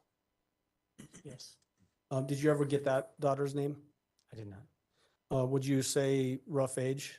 Approximately 8. Did she at some point point to you direction of which direction Gannon may have walked to? Yes, she did. And which direction was she generally pointing? She pointed east from the house, referring to a friend of Gannon's that lived a few houses down. Okay. Now I want to get into some other information as it relates to your experience and then what you learned in this case. Have you responded out to other calls where a kid in this rough age range is missing or had run away? Yes, I have. How many types of those calls have you gone out to, would you say? It'd be hard to put a number on it, but over my career, a lot, probably in excess of 30 runaway or missing persons style calls. When you go out to those types of calls, have you had opportunities to observe people's emotional reactions to that sort of an event? Yes, I have. Is it fair to say that the emotional reactions can vary? Yes, it is. Based on your contact with this defendant in this case, did her reactions and the way that she was interacting with you, was it consistent with other times that you've gone out on these types of calls or different?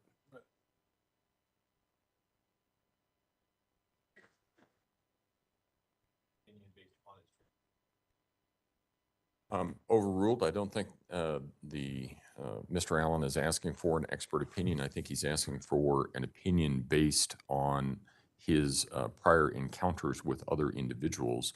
So it goes to weight, not admissibility. Overruled. You can go ahead and answer. In similar situations where a child as young as Gannon, 11 years old, is missing or has run away for the first time, there's usually a little more emotional reaction. especially when it has now been overnight and a second day. The emotions are usually more visible and present. It's not always the case, but most of the time it is when a parent's child has gone missing and they have no idea where they are now for a period of 2 days. During your law enforcement career, have you dealt with people that, excuse me, that are dealing with severe mental health disorders or diseases? Yes, I have. Can you approximate, or is it too many to even put a number on? It would be difficult to put a number on that.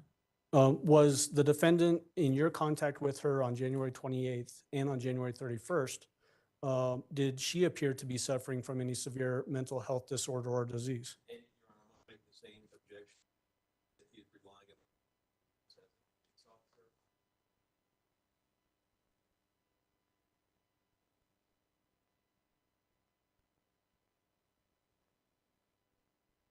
Overruled. You can can go ahead answer. and answer. It did not appear to me, no. Did she, when you were talking with her, asking her questions, would her answers logically follow the questions? Yes, Did she appear to understand, I guess, what you were asking about? yes, Was she able to give you specific answers to those questions? yes, she was. Thank you. That's all I have, Your Honor. Sorry. All right. Cross-examination. In your experience, how long have you been in law enforcement? 26 years. In your 26 years, how many people have you dealt with that suffer from dissociative identity disorder?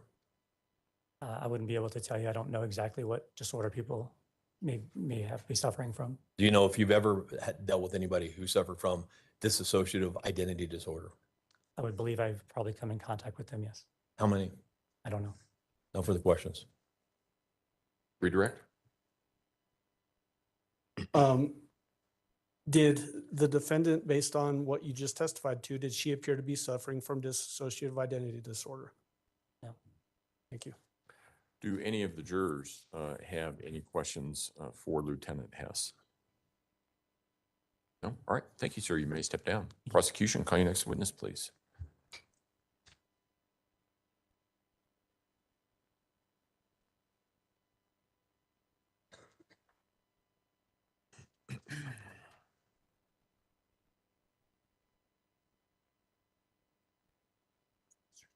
Next witness is, Yes, Your Honor, Leslie Hicks. thank you.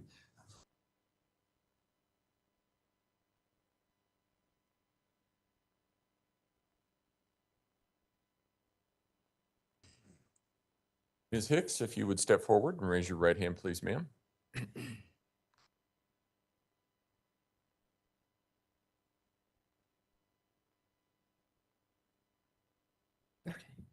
Start out there first.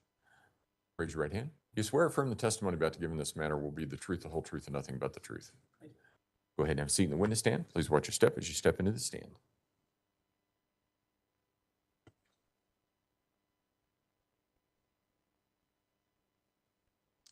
Good morning, Ms. Hicks. Good morning. For the purposes of the record, would you state your name? Leslie Hicks. And how are you employed? I'm employed at Academy School District 20 as an assistant principal. And about how long have you been employed at that school?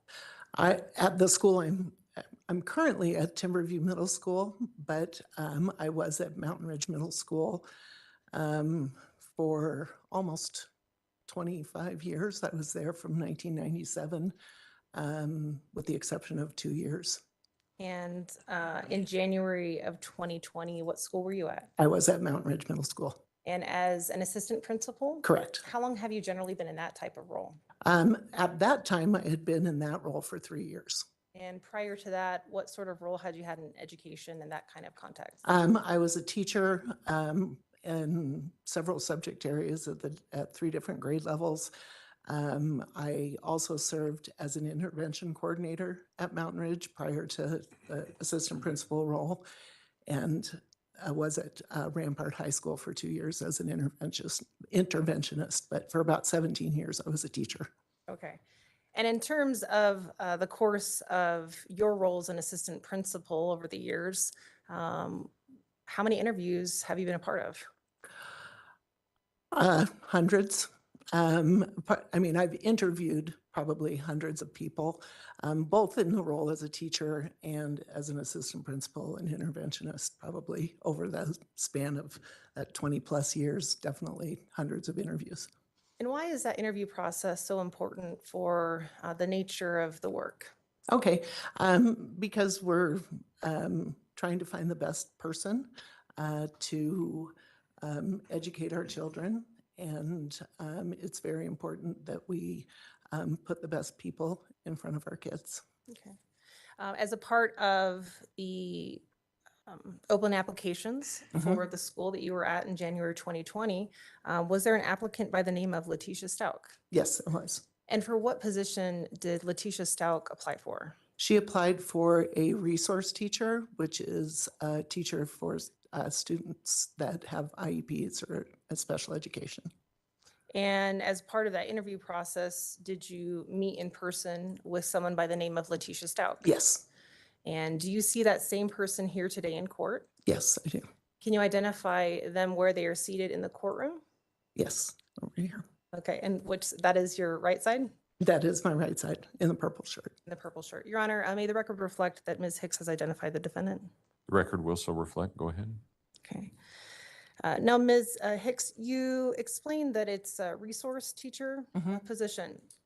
What are the roles and responsibilities of that position? Okay, the role of the teacher in that position is to serve as a case manager for our students with learning disabilities. And that person would teach some classes to help meet the needs of those kids. And in our school, that person also worked as a co-teacher in classes with the general ed teacher and would work in partnership with that person. And for that particular position, as it relates to working with this particular set of children, would that person also be responsible for making sure that students follow rules? Yeah, I think every teacher at school is responsible for classroom management, and that's part of the role of a teacher, is making sure that kids are performing the way they need to perform, both behaviorally and academically. And as part of the onboarding process for employees, are they also given particular guidance about how to report violations from students, that sort of thing? Yeah, within the school, yes, and that would be something as far as, you know, how we manage that in our own buildings. Okay. And as part of the interviewing process, what forms of communication did you have with the defendant? We interviewed in person. She came into the school and we have a set of questions. We had an interview team. There were 3 of us on the interview team. And we asked her a series of questions that had to do with the topics that you were speaking of, both, you know, how do you manage students academically and provide for them, as well as classroom management and behavior. So in addition to meeting with someone in person for that interview panel, are communications also done through other forms? What other means? After the interview or during After the or interview? before, at any point with an applicant? Before, it would be, you know, actually probably the secretary probably contacted her to set up a time for an interview. And then after the interview, if the candidate is chosen, then I would reach out and I would be checking references and then reaching out ultimately to decide whether we want to move forward with a hire or not. Your Honor, permission to approach the witness with what has been marked as People's Exhibit 207 previously shown to the defense. You may go ahead. Ms. Hicks, I'm going to ask you to look at People's Exhibit 207. Take a moment to familiarize yourself with that first page. And I'll ask you to look through the messages that follow and familiarize yourself with those.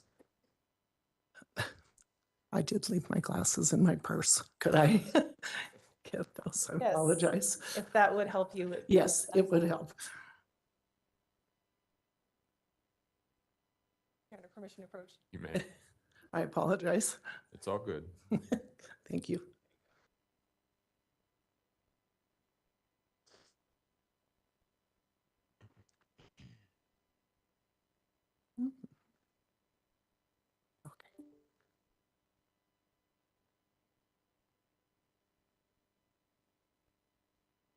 And Ms. Hicks, I'll actually stop you there on that first, that first page of messages. Mhm. Do you recognize the telephone numbers that appear on that page? Yes, I do. Which one is your telephone number? Do you My recognize- number is 719-400-8405. Okay. Ms. Hicks? Yes. This is sort of an unfamiliar experience for a lot of people. Yes. The lady to your right is taking down everything we say as we say it. So it's important to remember, let the attorney finish the question all the way before you give an answer, and she'll let you finish your answer. It's common in ordinary conversations that we talk over each other, but it makes the court reporter's job really, really hard if you do that in the courtroom. Gotcha. Okay? Okay, thank All you. right, you bet. So you recognize a telephone number that's associated that you use, is that correct? Correct. All right. And not to read from it, but do you recognize the other telephone number? Yes. Okay. And how generally do you recognize that telephone number?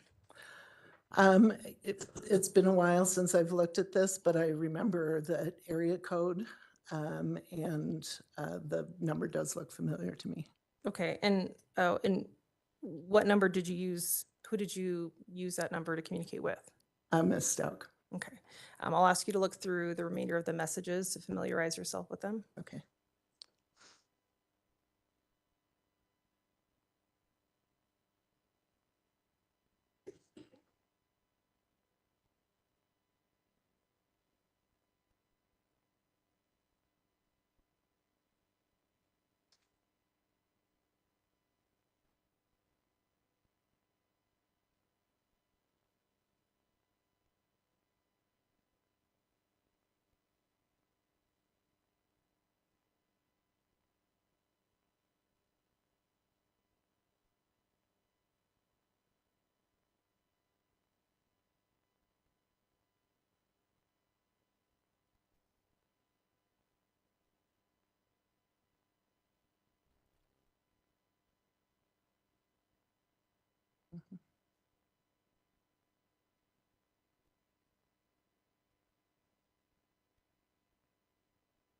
And you'll have an opportunity to read them. Okay.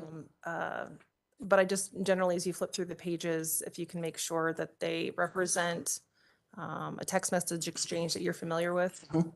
Okay. Okay. And are they? Yes. And are they a fair and accurate depiction of the message exchange you had between yourself and the phone number that you know to be associated with Letecia Stauch? Yes. All right, Your Honor, at this time we would move for the admission of People's Exhibit 207. Defense, Exhibit 207 will be admitted. Go ahead. Okay. And Your Honor, permission to publish. You may. Ms. Hicks, messages are going to be displayed behind you. Okay. If it's easy for you to stand next to that, you can do that. Okay. We may still have a pointer there. You're probably familiar with using a pointer as a teacher. So if you want to use that, Okay. great. No, Your it's Honor, if you would turn on the, It is on. oh,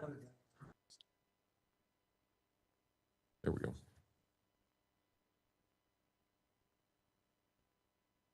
okay, great. Now, Ms. Hicks, you've explained that your telephone number, we see this first message displayed here on the screen. Who's sending that message?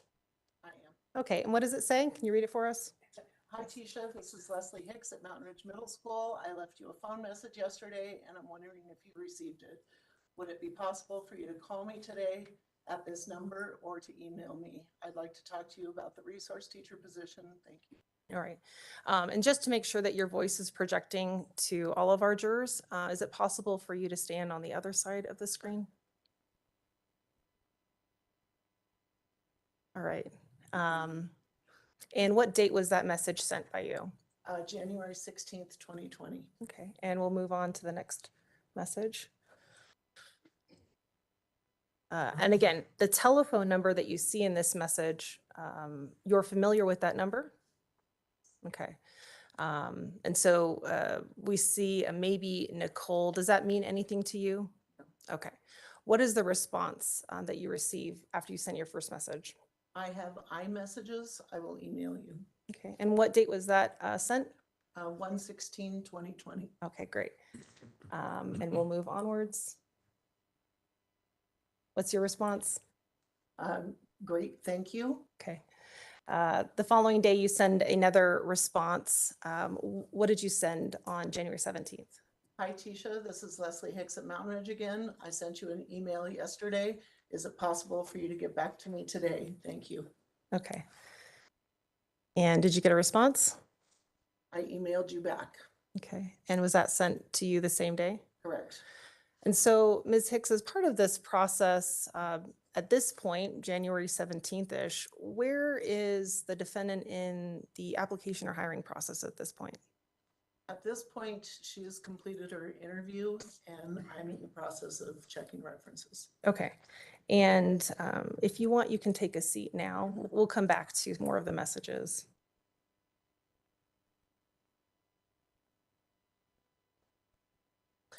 So as part of that application process, you referenced obtaining references. Is that right? Correct. Was the defendant able to provide you with some references? Yes, on her application, she had references, and I was having trouble getting a hold of some of the references. And so through the course of our dialogue, I asked her for additional ones. Okay. Do you remember a particular reference by the name of Connie Huddle? Yes. Do you remember the first telephone number that was provided to you for Connie Huddle? I remember that it was an area code from South Carolina. Okay. I believe it was, I know it started with a six. And that's Four- fine. Okay. Fair to say it's been a while since you've seen that? Yes, it has. Okay. And do you recall giving a statement to Detective Marissa Williams on January 31st of 2020? Yes, Do you recall giving those specific telephone number to the detective that day? I do. And would seeing your statement refresh your recollection as to that specific telephone number? Yes, it would. Your Honor, permission to approach? You may, go ahead.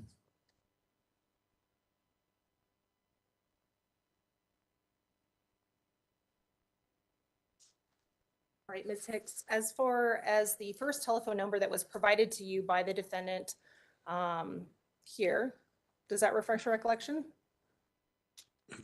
Yes, Okay. What was the first telephone number the defendant provided to you for a contact named Connie Huddle? it was 843-504-6724. And what happened when you tried to contact that telephone number? I have a caller ID on my telephone and the name Eugene Stauch came up. That name? Other than the last name, I was not familiar with the name at the time, no. Okay. And I'll take a step back. The first telephone number that you called, Mhm. Was there more than one number that you were provided for Connie Huddle? I don't remember. Okay. And again, Your Honor, permission to approach? You may.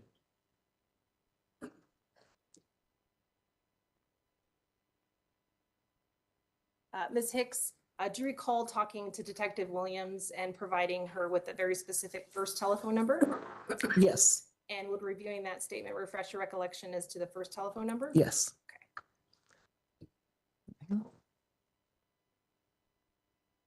Okay. Okay. Does that refresh your recollection? Yes, What was the first telephone number that you called?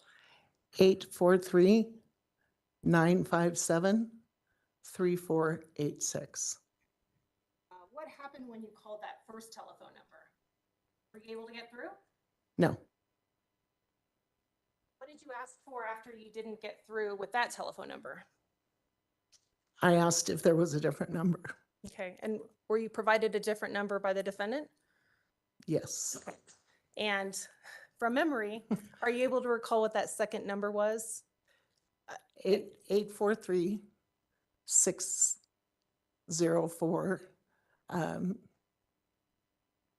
6724. All right. And I'll ask you again would seeing a statement of your report refresh your recollection as to that specific telephone number? Yes, Okay. And can you review your statement for that second specific telephone number? yes. 843 504-6724. Okay, thank you. A lot of different numbers.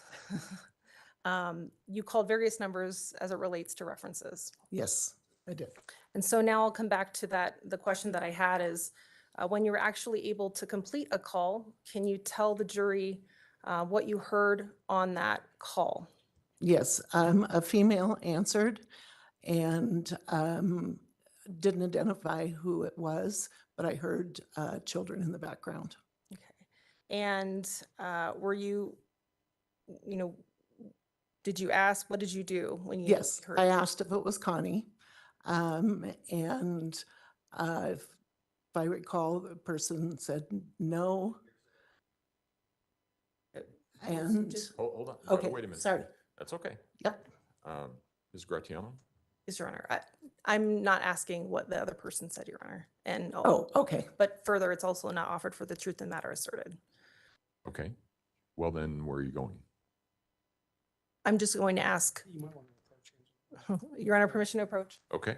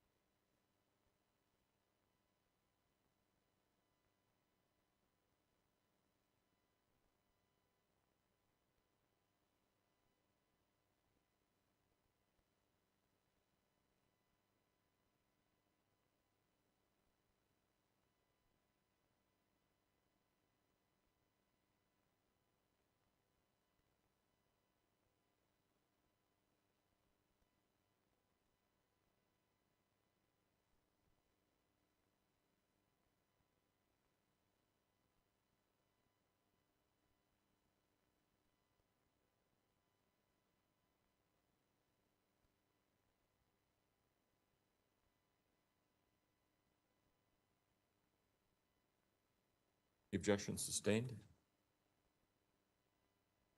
Ms. Hicks, how long was the duration of that call? Just a few seconds. Okay. After that interaction, did you have any sort of concerns about moving forward with that application process as it related to the defendant? No, Okay. And why is that? At that point, where were you at in the interview process? well, the interview had been completed. And as I said, we were checking for references. And so sometimes people give incorrect numbers. And so I asked for additional numbers for references.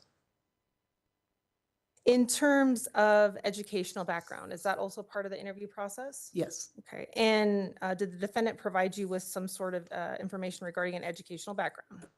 I had access to her resume, yes. Okay. In terms of the educational background, was there a particular degree that the defendant claimed that she had? I did say she had a doctorate. From where? From Liberty University. And were you able, as part of the interview process, able to vet that? That's not my role. Yeah, that's not my role. Okay. In terms of during the application and interview process, did the defendant ask to be referred to by any other names? No. Okay.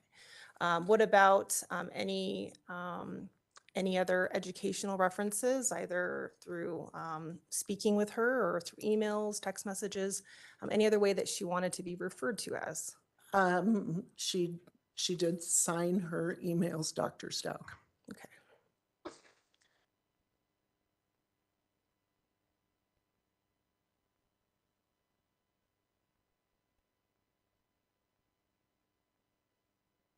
Ultimately, what was the decision with regard to hiring the defendant? We did eventually offer her a position at Okay. the school. And is that a decision that you unilaterally make? During the interview process, there are 3 of us that decided that we would like to move forward. And then I do the reference checks, and then I bring that information to my principal, and we decided to move forward. Okay. Yes. And so based on that decision, when would have been the first time that she made contact with either you or the school at that point? Well, at that point, it's a recommendation for hire goes to our district human resources department, and the rest of the process goes through them. And then once they are have gone through their process, she's recommended to come over to the school. Okay. And for that, was she recommended to come to the school? Yes. And do you recall a rough approximation of when that would have happened? Yes, the 22nd of January. Of 2020? Yes. If we can project People's 207 again, Your Honor.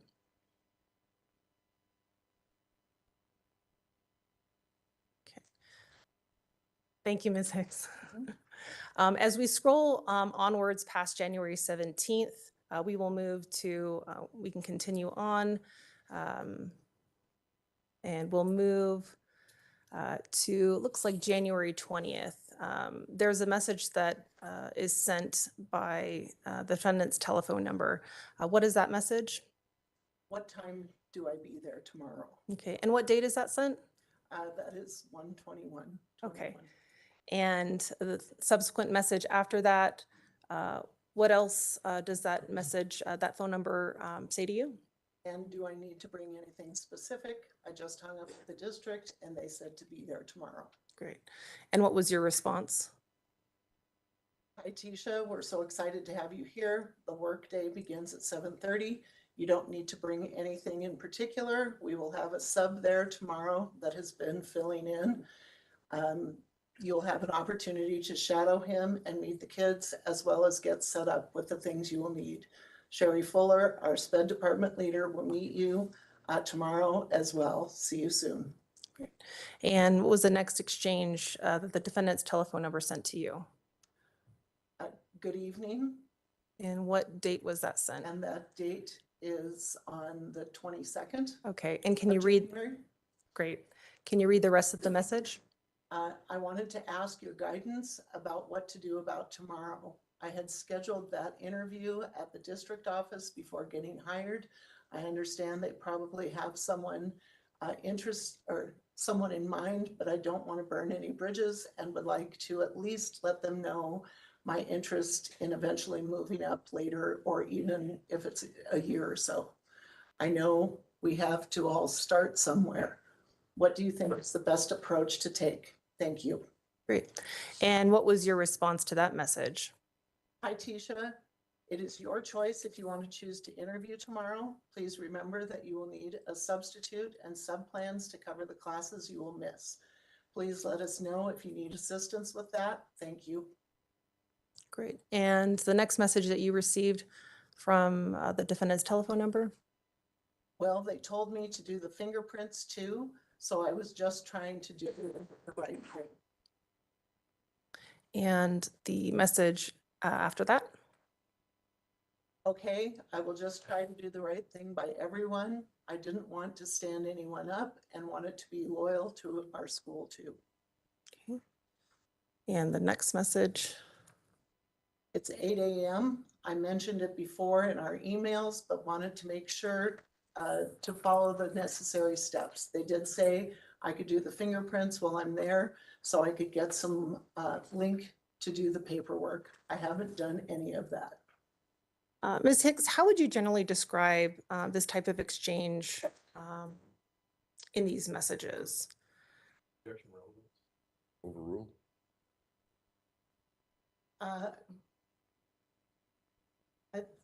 I would say that they be typical of somebody who might be, who's just a new employee. Okay. Conscientious, would that? Okay. Conscientious and wanting to do the, making sure that she's putting herself in her best job. All right. At some point, was there arrangements made for her to shadow somebody at the school and be present? Yes. Okay. And do you recall the last time you saw the defendant in person? The last time I saw her in person was that Friday morning of the 25th. And how would you generally describe her demeanor? She was at work and working and meeting the kids. She was running a class. And it's a little tricky, but would Friday the 24th sound more accurate? Oh, yes. Okay. So Friday, January 24th, her demeanor was appropriate? Yes. Okay.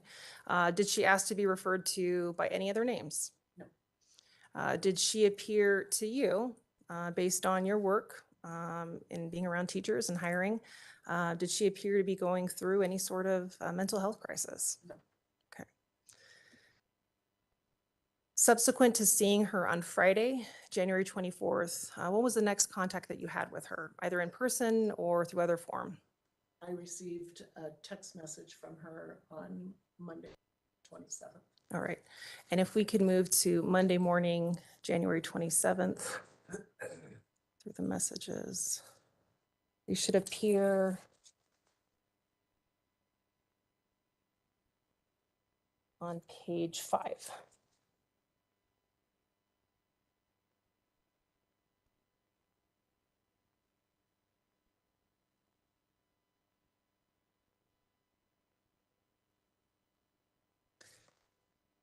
What time was the message from the defendant's phone sent to your phone on January 27th of 2020?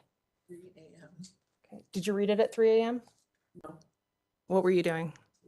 Okay. What did the message say? I'm sorry for the time of night message, but my stepfather passed away. Someone hit him with a car while he was walking. I can update you at a later time. All right. Subsequent message that your phone received, what was that message? The message? Was it the same? Was it different? The same message. Okay. What time was that message? 4:37 a.m. Okay. So it's exactly the same as the message that was sent at 3 a.m. from the defendant's phone? At some point that morning, did you wake up? Yes. Okay. Like a busy assistant principal, were you then able to look at all your messages? Yes. Okay. When you had an opportunity to read this message, what was your response? I responded saying, "Oh my goodness, Letecia, I'm so sorry." Okay. And we'll move onwards. What else did you say? And then shall we try to find a sub for you today? Okay. And about what time is this based on the timestamps we see here? 5:50 a.m. Okay. Subsequent response by the defendant's telephone number. We'll move up. What was that response? 2 question marks. It's apparent. All my family lives in the East Coast. I'm trying to find a way to get there. And what time was that sent? I was sent at 7:21. Okay.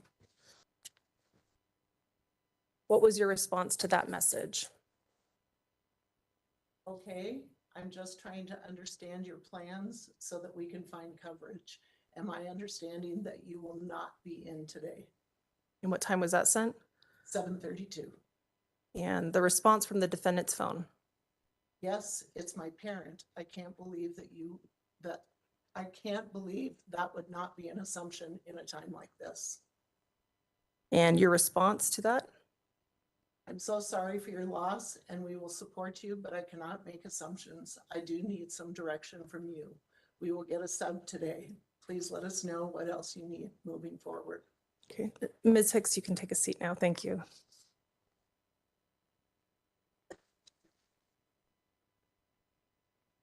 In the text message exchange that occurred on January 27th that morning, how would you describe the tone of that exchange? Angry. Okay. In terms of candidates and now a hired candidate contacting you, was your phone number provided for this type of emergency? Could you repeat the question? When there is an emergency, as far as whether or not somebody can be at work, what's the procedure? What is that person supposed to do? Typically, they might contact their supervisor and let them know what's happening. We do have a system to get a substitute, but she wouldn't have gone through that training as yet. And so instead of going through that process because she hadn't received that training, what other avenue would she have had to inform you of an emergency? To contact me as her supervisor through either phone or email. Okay. Had you had any other contact with the defendant after that last exchange we saw in No. People's 207? No.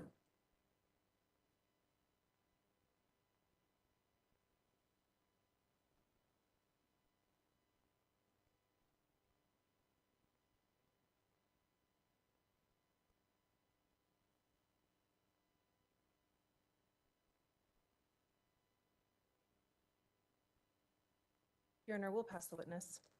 Cross-examination? No. Do any of the jurors have any questions for Ms. Hicks? No? All right. Thank you, ma'am. You may Thank step you. down.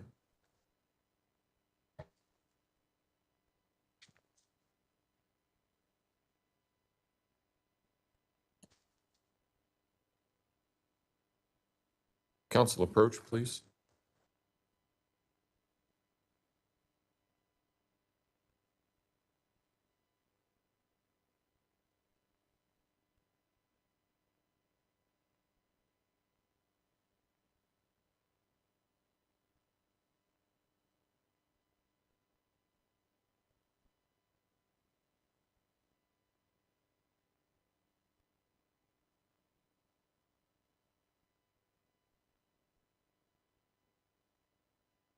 Prosecution, call your next witness, please. All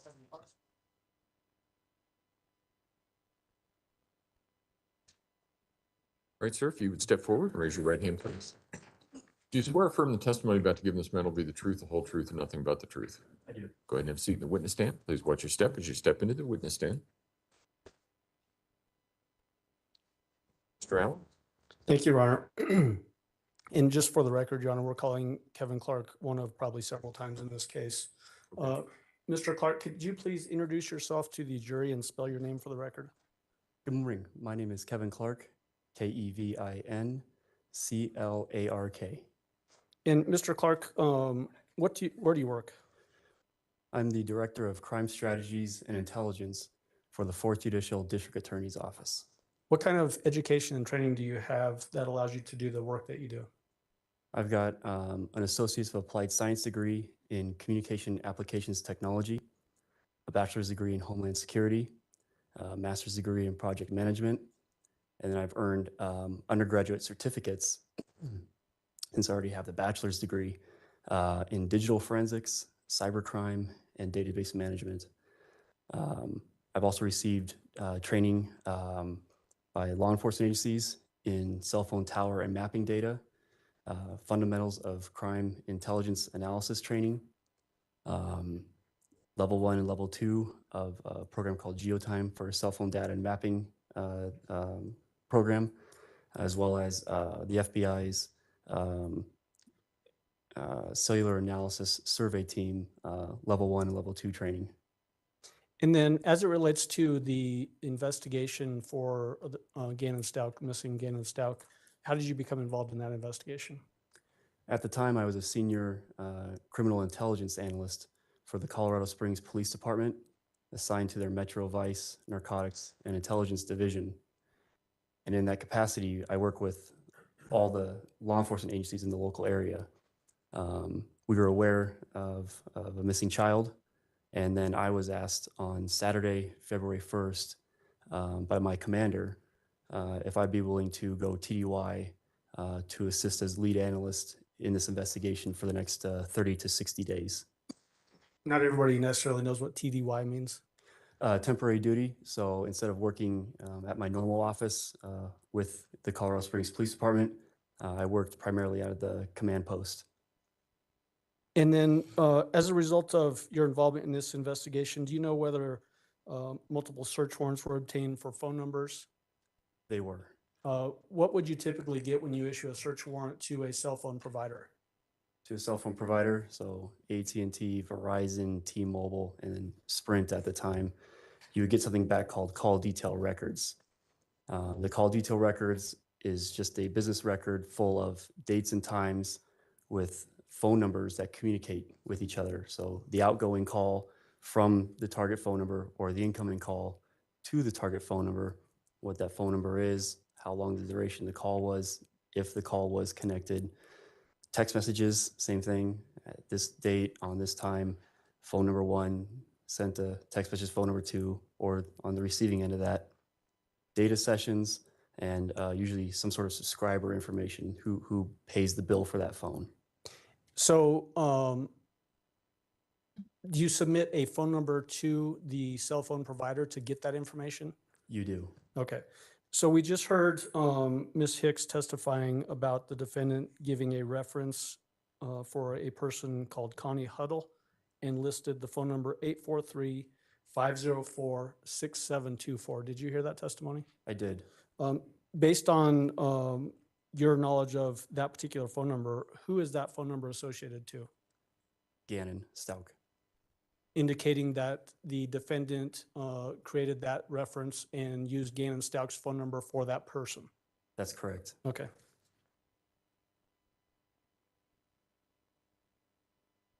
Okay, that's all I have. Thank you. Thank you. Cross-examination. No questions, Your Honor. All right. Thank you, sir. You may step down. Thank you. This witness will be available throughout the trial, and my understanding is going to be testifying at a later time. At least 2 more times, Judge.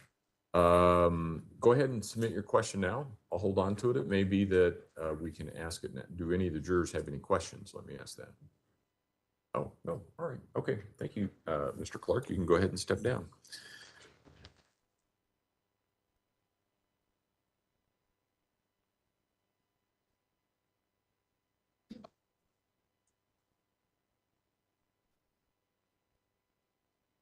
All right, ladies and gentlemen, we're going to take our lunch recess a little bit early. If I can have all of you back in the jury room at, say, 1:15, we'll be able to start on time at that point.